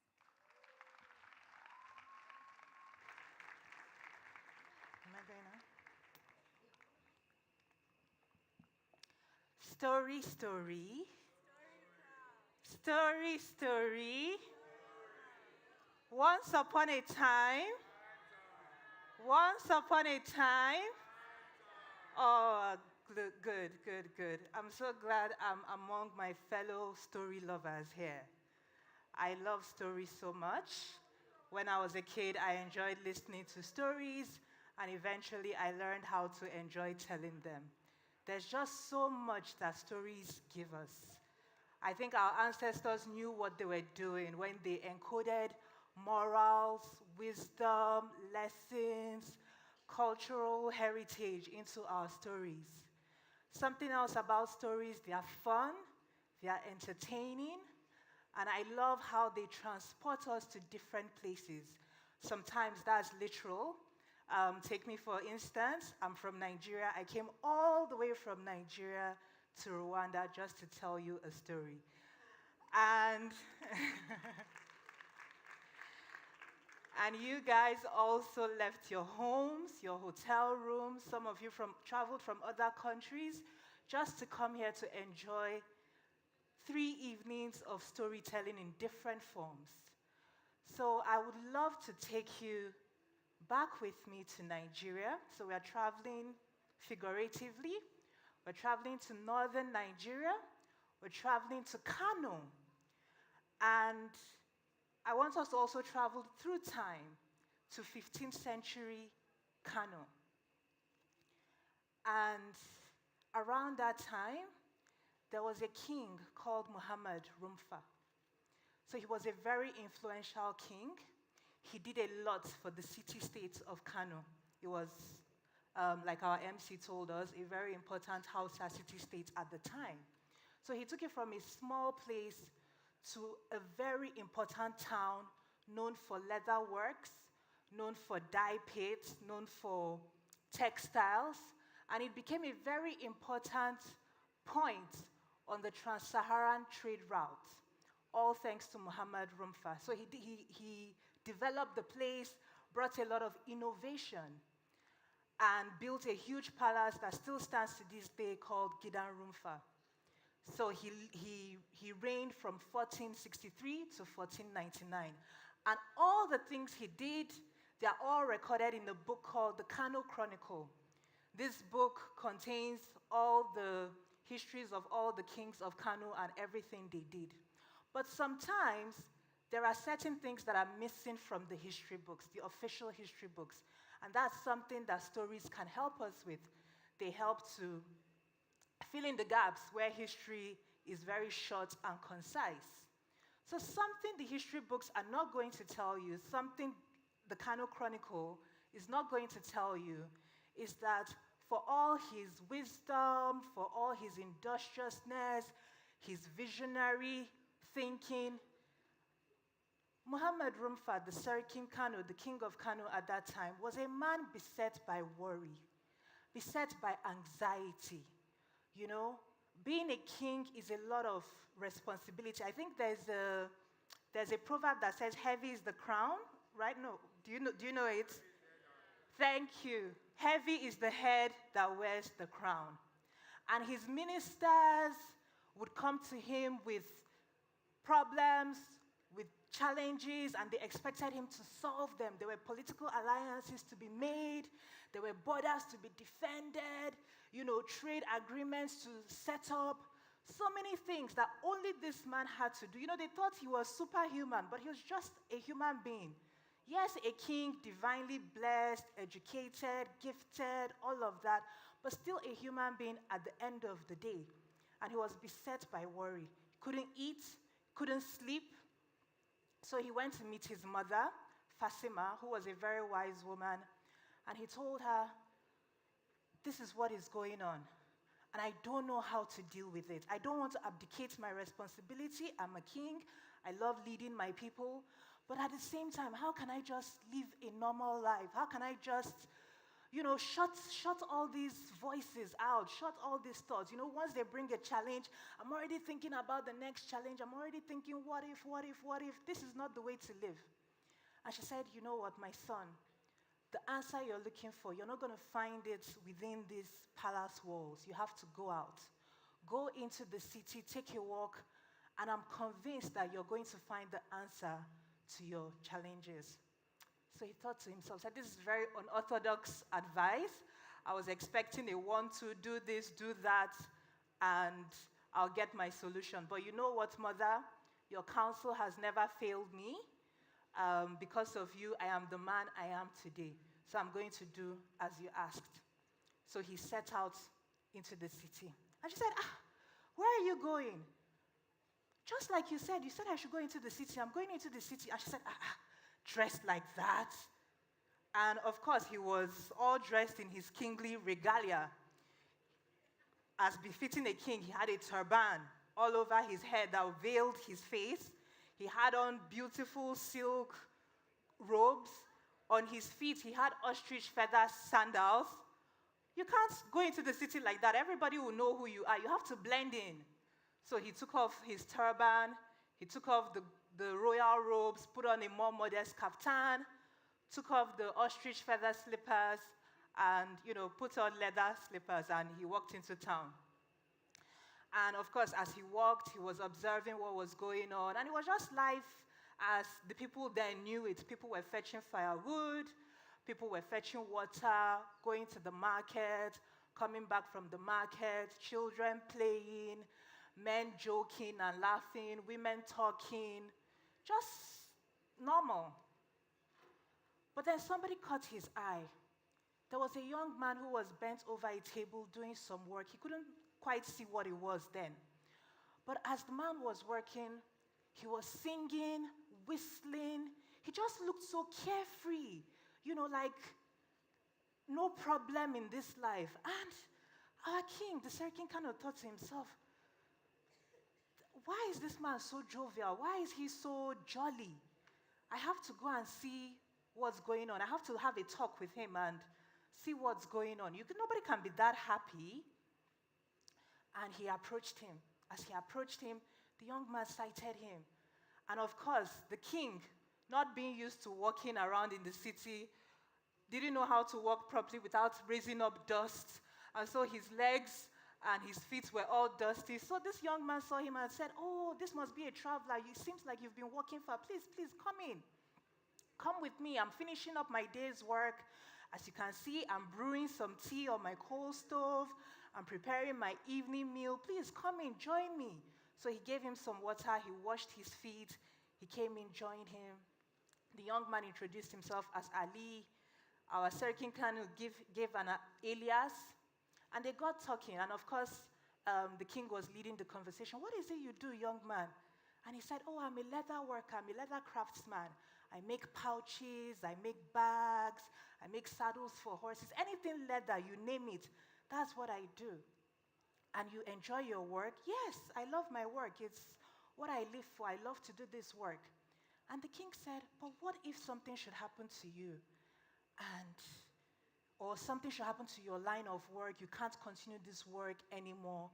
Do you think you'll still be as happy as you are?" And the young man said, "Don't worry about that. As for me, yes, I enjoyed my leather work. It gives me pleasure. Through it, I'm able to earn. But as for me, I live my life one day at a time. And I have faith that everything will be well with me. So whatever it is, I'm sure everything will be fine." So the king said, "Okay," and departed that day.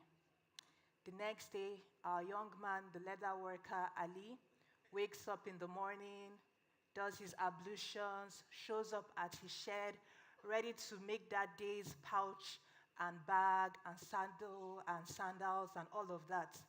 And all of a sudden, he hears a sound. Pam, pam, pam, pam, pam, pam, pam, pam, pam, pam, pam, pam, pam, pam. And it's the town crier, the king's announcer, with the trumpets, the kakaki. "By royal decree, nobody's allowed to work with leather anymore unless you have a special license from the king. You there, do you have a special license?" And Ali said, "No, I don't have a special license." "So put that down, or else you'll be fined or imprisoned." So Ali had to put his leather tools and all of that away. So he started to think to himself, "Well, I need to find something to do. I need to find another line of work so I can earn a living and all of that."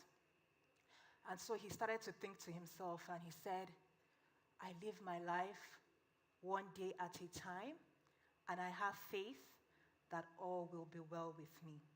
So I want us to repeat Ali's credo, if we can. So after me, I live my life one day at a time, and I have faith that all will be well with me. Great. He said this to himself, and as he was walking, he chanced by a well, the community well. And he saw an old woman who fetched water but was struggling to lift her clay pot. So he said, "Madam, don't worry about that. I'm going to help you." He lifted the clay pot full of water and he said, "Just lead the way to your house, and I'm going to follow you." So she led the way to her house, and he followed her. Got there, dropped the clay pot, and she said, wait, just wait a minute. She went inside, she came out, she pressed some money into his palm.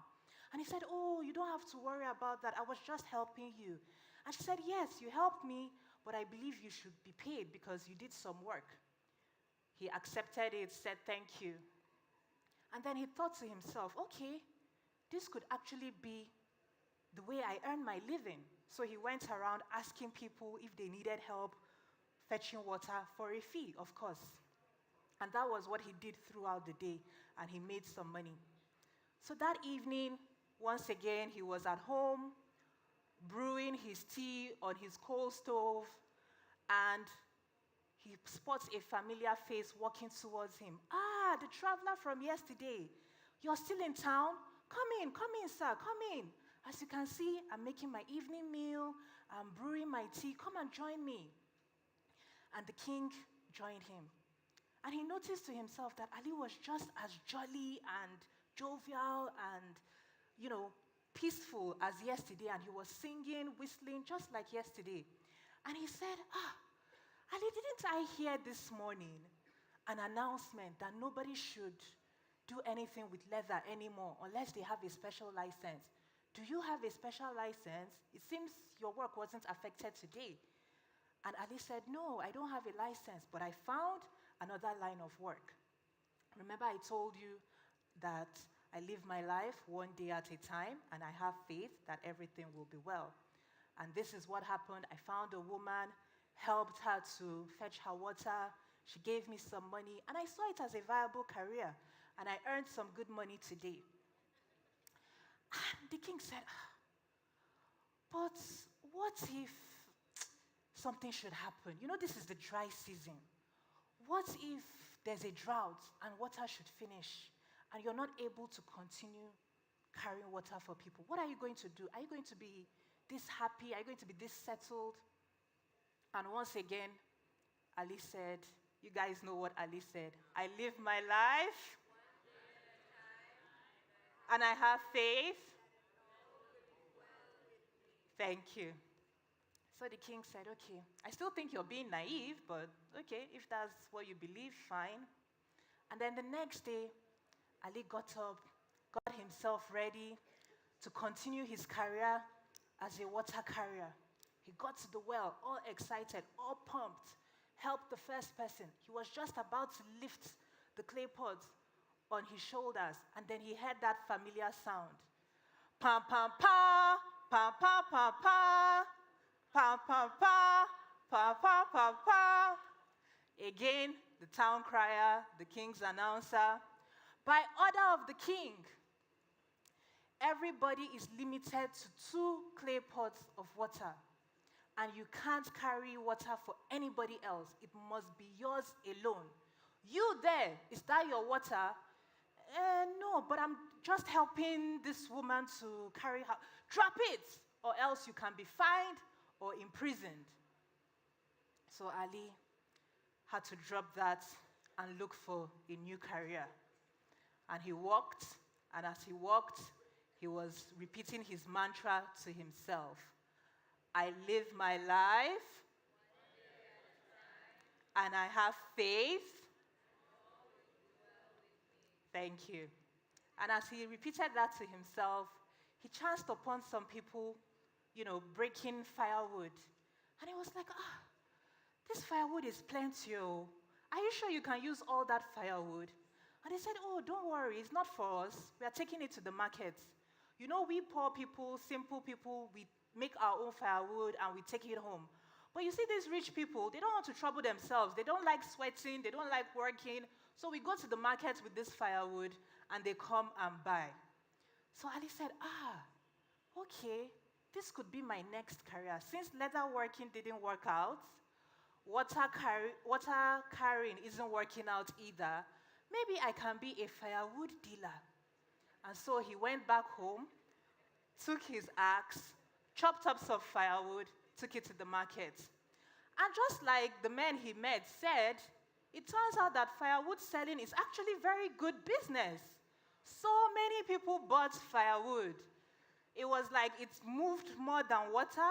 It moved more than the leather he was doing. He was like, what have I been doing all this while? This is my new career. This is my new vocation.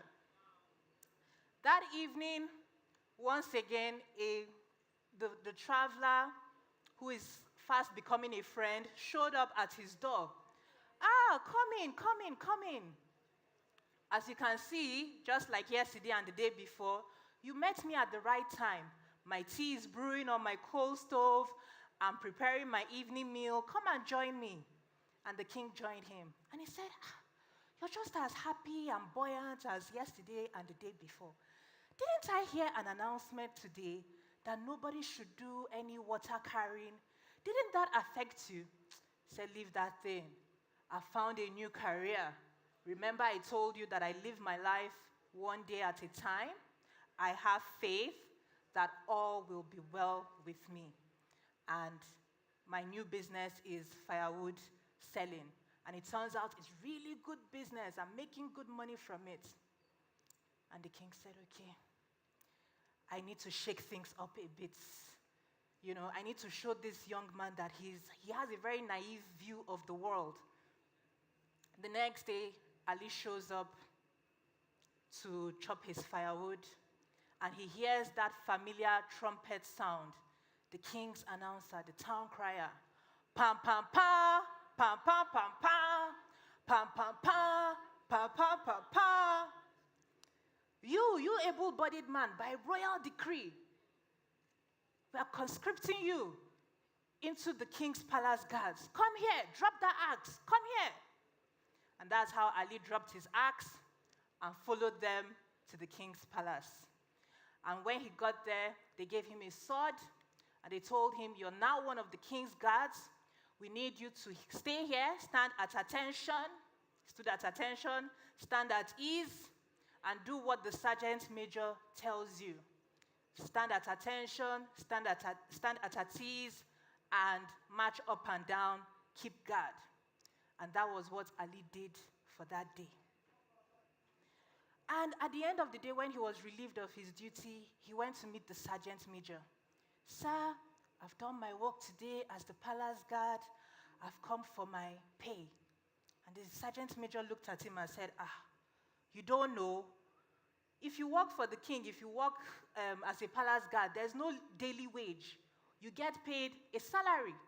And that comes every new moon. So you have to wait until 28 days or so to receive your salary. And Ali had never heard this before. All he knew was you work, you get your money immediately. So he started to think to himself, what am I going to do that is going to tide me for the next 28 days? This is a new challenge for him. But remember, he remembered his credo, remembered his personal ethos. So as he walked, he gave himself that affirmation. I live my life, and I have faith.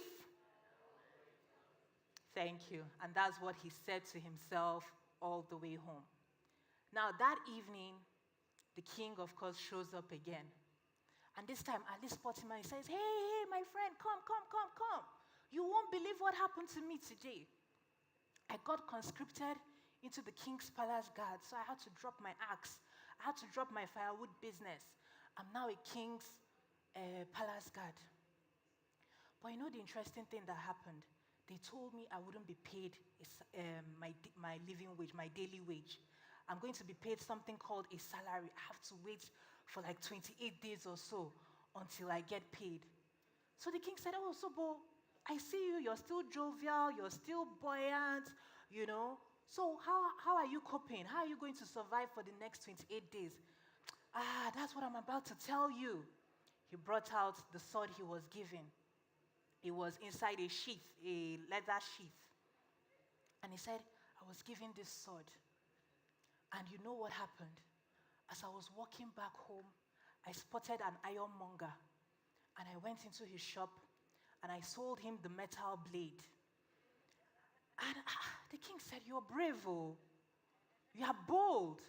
What happens when you go to work and they discover you don't have your sword anymore? And he said, forget that thing. I don't need the sword. I don't need it for anything.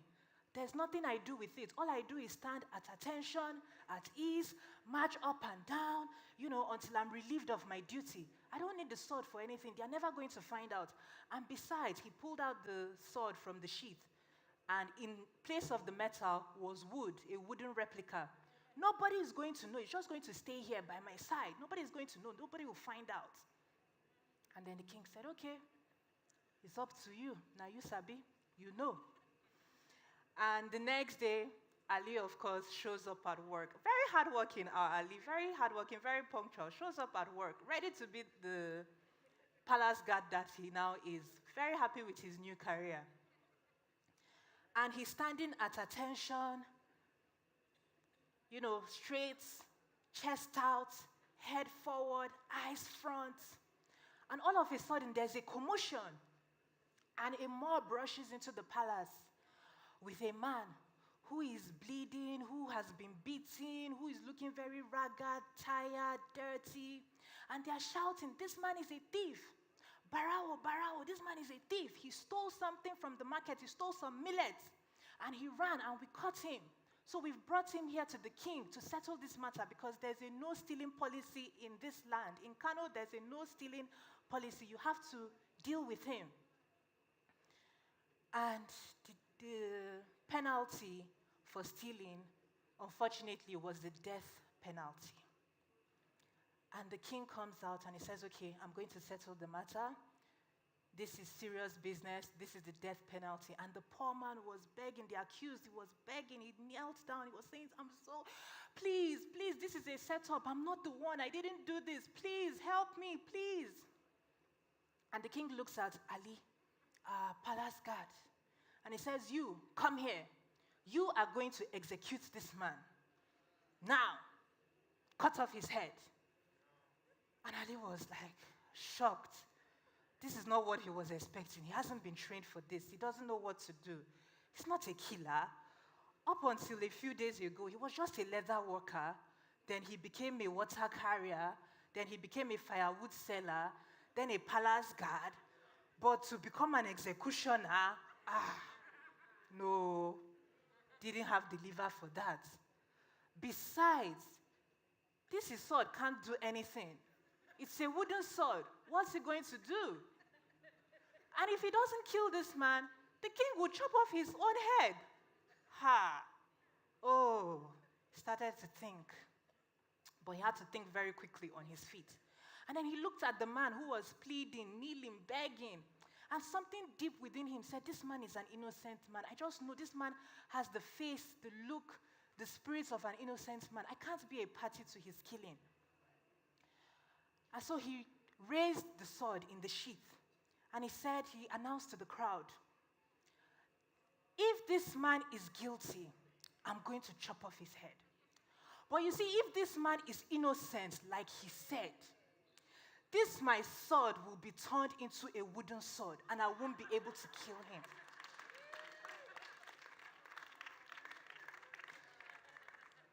And the crowd, the crowd loves a good show. They were like,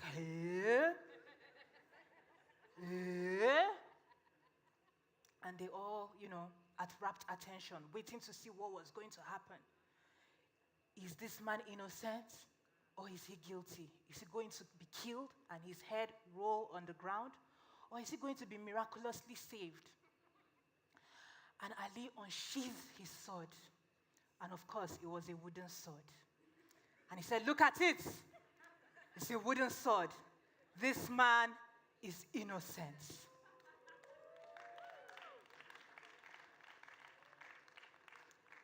And the poor accused man was so relieved that he fainted. And the king said, there you have it. This man is innocent, and I've given him the royal pardon. Just leave him as he's sleeping. When he wakes up, just tell him that he's received the royal pardon. And the crowd went away happy, going to tell their friends of the miracle they had just seen. Meanwhile, Ali was still shaking, couldn't believe what had happened to him today, like very, very dramatic turn of events. And the king said, you, come here, follow me to my private chamber. Ali was like, what again? Okay, followed the king. And the king said, "My friend." And Ali was like, "Your friend? My friend, don't you recognize me?" Eh? "No, I don't know. You are the king, oh, you are the Seriki, but I don't know you. I don't know you from anywhere." And the king unveiled himself, unwrapped his turban, showed his head and his face, and said, "I'm the person who has been visiting you all this while. I'm the king. I've just been traveling incognito. And I wanted to teach you a lesson. I felt you were too naive. I felt you didn't know how the world works, you know? But every time you kept on telling me, I live my life, and I have faith." Thank you. He kept telling me that. He kept telling me I live my life one day at a time. I have faith that everything will be well with me. And I was like, this guy is too naive. Doesn't he know how life is, how challenging life is, how things can turn just like that? So I felt I had to test you. But you know what? You have actually taught me the lesson. You have been the teacher and I your student. Now I know that faith is not naivety. Now I know that faith is the ability to dream up new possibilities in the face of obstacles. Now I know that faith is the ability to pursue these possibilities and follow through. Thank you very much, Ali. Now, Ali, I have a proposal to make to you. You've been a leather worker. You've been a water carrier. You've been a firewood dealer. You've been a palace guard. You've been a miracle worker. And now, Ali, I'm inviting you to please join me in the palace. Come on board as one of my most trusted political advisors. I know that with you by my side, I will be able to have the calmness and the ability to tackle any challenges that come my way. Will you do me this favor? And what do you think Ali said? At a time, and I have faith that all will be well with me. And after saying that, he said, yes.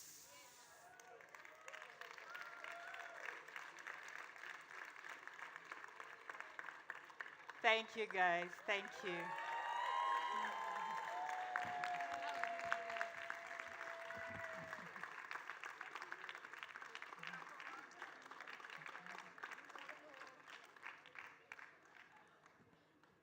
Wow. Thank you so much. I'm glad it ended that way because I was starting to think the king is an enemy of progress. Wasn't he an enemy of progress? Every day, one challenge after another. But man, Ali, our guy, you know, he did what he had to do. He's such a hustler, right? How many of us are hustlers? In fact, is it because I'm counting 1 Kenyan, 2 Kenyan? All right, we are headed to the last performance of the night. Let me do another temperature check. Is that, you guys are ready to go already? We're having so much fun, right? Let me do another temperature check. I'm seeing the right side is looking a little bit, just a little bit light. Just a light. But I think I think you can still do it. You can still do it. Let me hear you guys. How are you feeling? Now, guys, as youthful as you are, where is the energy of youth? I think we need to redo it again. Let's do it again. I want to hear even in the back. The back, are you okay? Are you good? I'll come all the way up there. Do I need to? All right. Let me come all the way up here because I need to hear the energy. It's the last performance. We've had amazing artists come and showcase. So I want to hear some energy. All right, how are you feeling? That's a little bit more like it. That's a little bit more like it. And the middle group, how are we feeling? Hey, guys in the back, you know, I have great eyesight. I eat carrots every day. So I'm seeing you guys over there. And I'm not hearing, I'm not receiving the energy. Let's do it one more time. How are you feeling? Aish, they're cold. Some coffee, some soda, some something. It's Friday. It's Furahide. Right? Yes, you are my people. Left side, don't disappoint me. On the first try, I believe you. I have faith in you. Day by day. Okay, one more time. Let's go. How are you feeling? See? I love it. All right, for our final performance, we have the talented Anderson Carvalho Dance Company and Mashirika Performing Arts. Yes, this is a collaboration between Netherlands and Rwanda. So it is The We in Me, a shared journey, a powerful dance piece exploring what connects us as human beings. Through movement, the performers express how people come together, drift apart, and find harmony like a wordless conversation. Inspired by real stories of community, the choreography shifts between solo and group movements, showing how our identities are not just individual, but shaped by around us all. All right, let's give them a round of applause.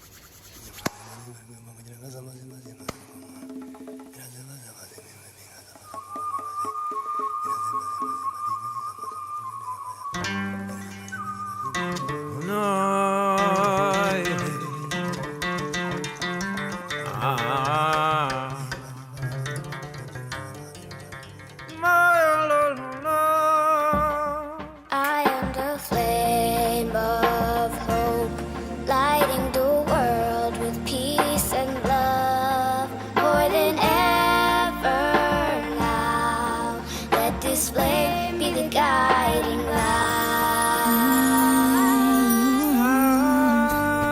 Haritara rihora ryaka muri nge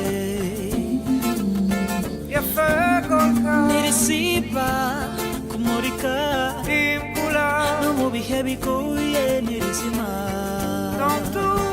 bikamurikira bikabuza amarira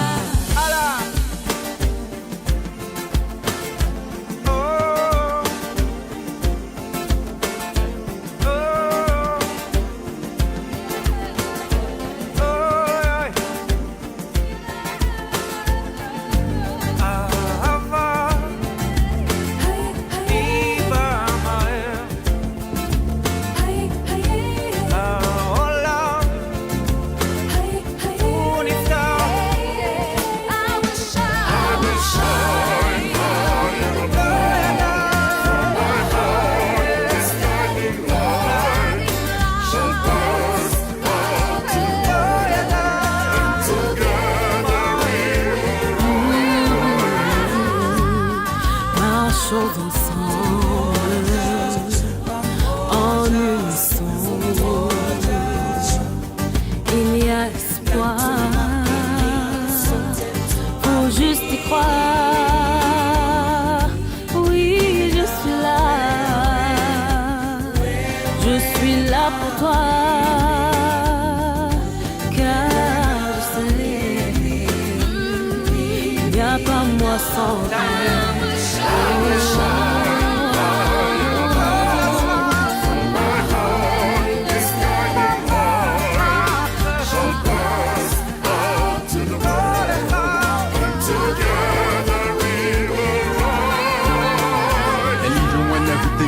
I cross my heart and hope I do not die. And even when everything isn't right, push my fist and look up to the sky. Carry on, I hope I do survive. Bring the truth to whom just want a life.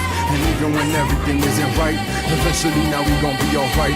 Eventually, if I do say so. Teach my boys and sisters what I didn't know. Keep my heart and soul from ever being cold. That's the only way a truth will be told. Zahora nuru murid bwejo. Mana humeza mururu jendo. Mururu jendo. Mana humeza mururu jendo.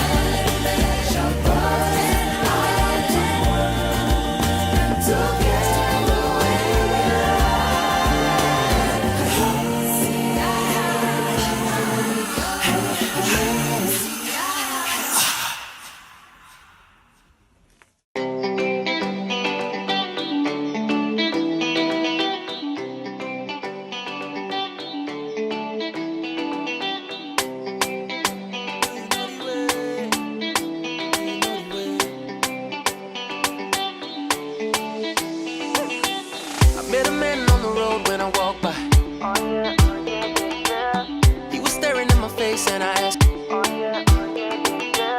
He said, young man, I know who you are. You are the lion who's written in stars. I was taken by surprise, man, I won't lie. But I rolled my eyes and I told him, well, okay, if I am who you say, why do I feel like I'm losing my way? Why, oh, why, oh, why, oh, why?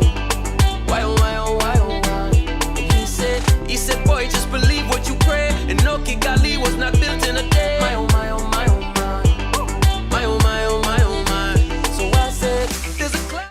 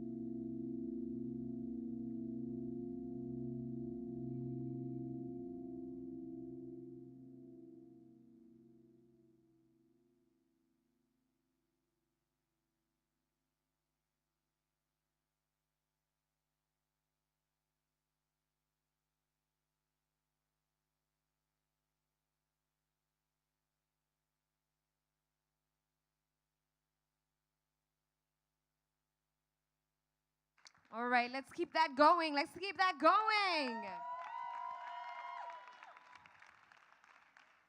Okay. Yes, that was our final performance of the night, guys. Are you guys sad as I am? Hey, the people were just happy and they've been standing up. Okay.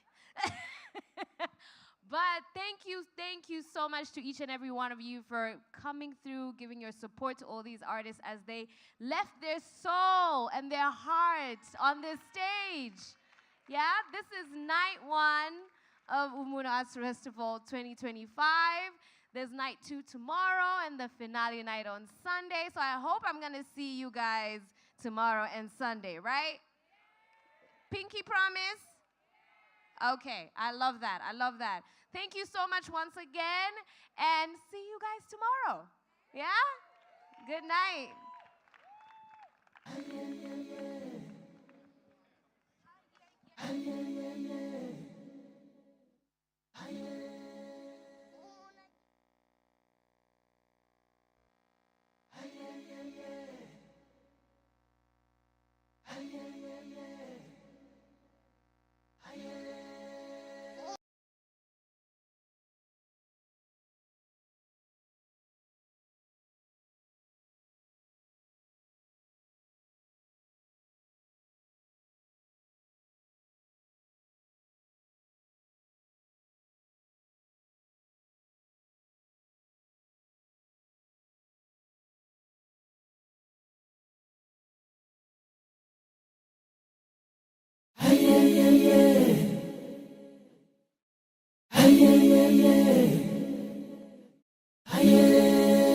Umuntu agira ubuntu, umuntu bukaganza.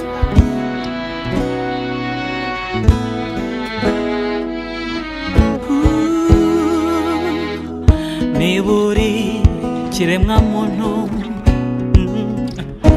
reka umutima wawe wuzure ubumuntu.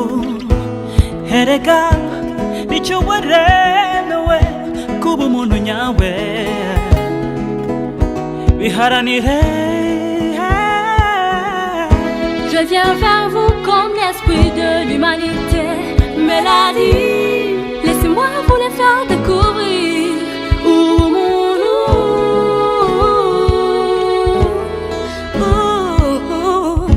ubumuntu kuri twese niyo nkingi yo kubaho neza. Kubaharanira bizatuma duhindura isi ibe paradizo. Hata mawimbi ya giza yakikuwa, utavuka kwa neema, mkono kwa mkono, tukitembea sote mahali wimbo za upendo zatiwa juu. Like a shadow, the past walks with me. I saw it, I felt it, it made me mighty. It lives with me, it lives with you, it lives with me, it lives with you. In this land we call home,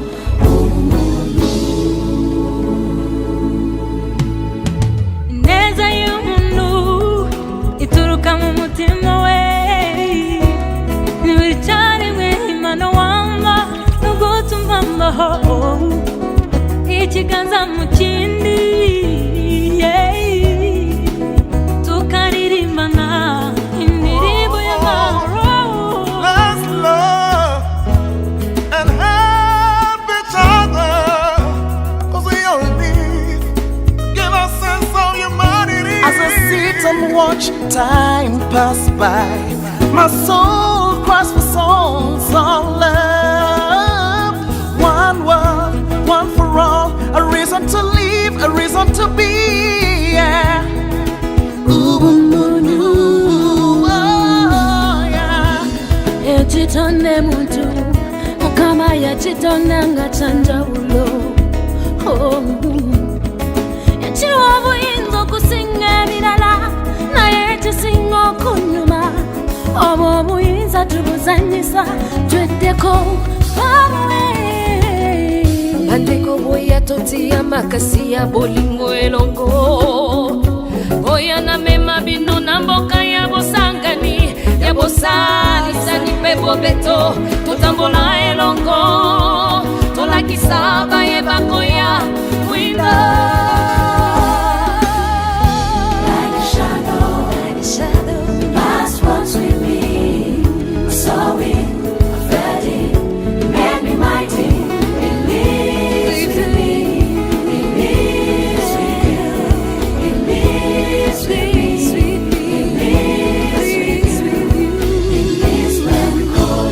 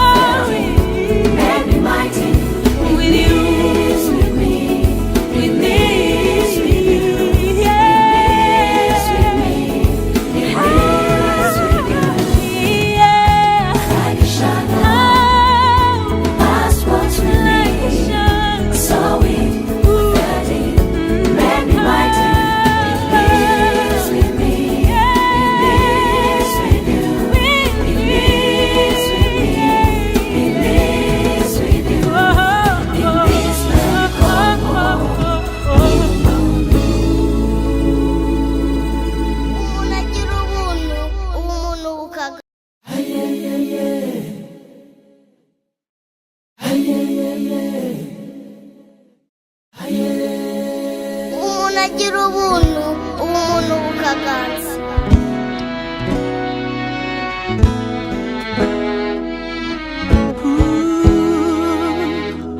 niba uri kiremwa muntu reka umutima wawe wuzure ubumuntu erega nicyo waremewe kuba umuntu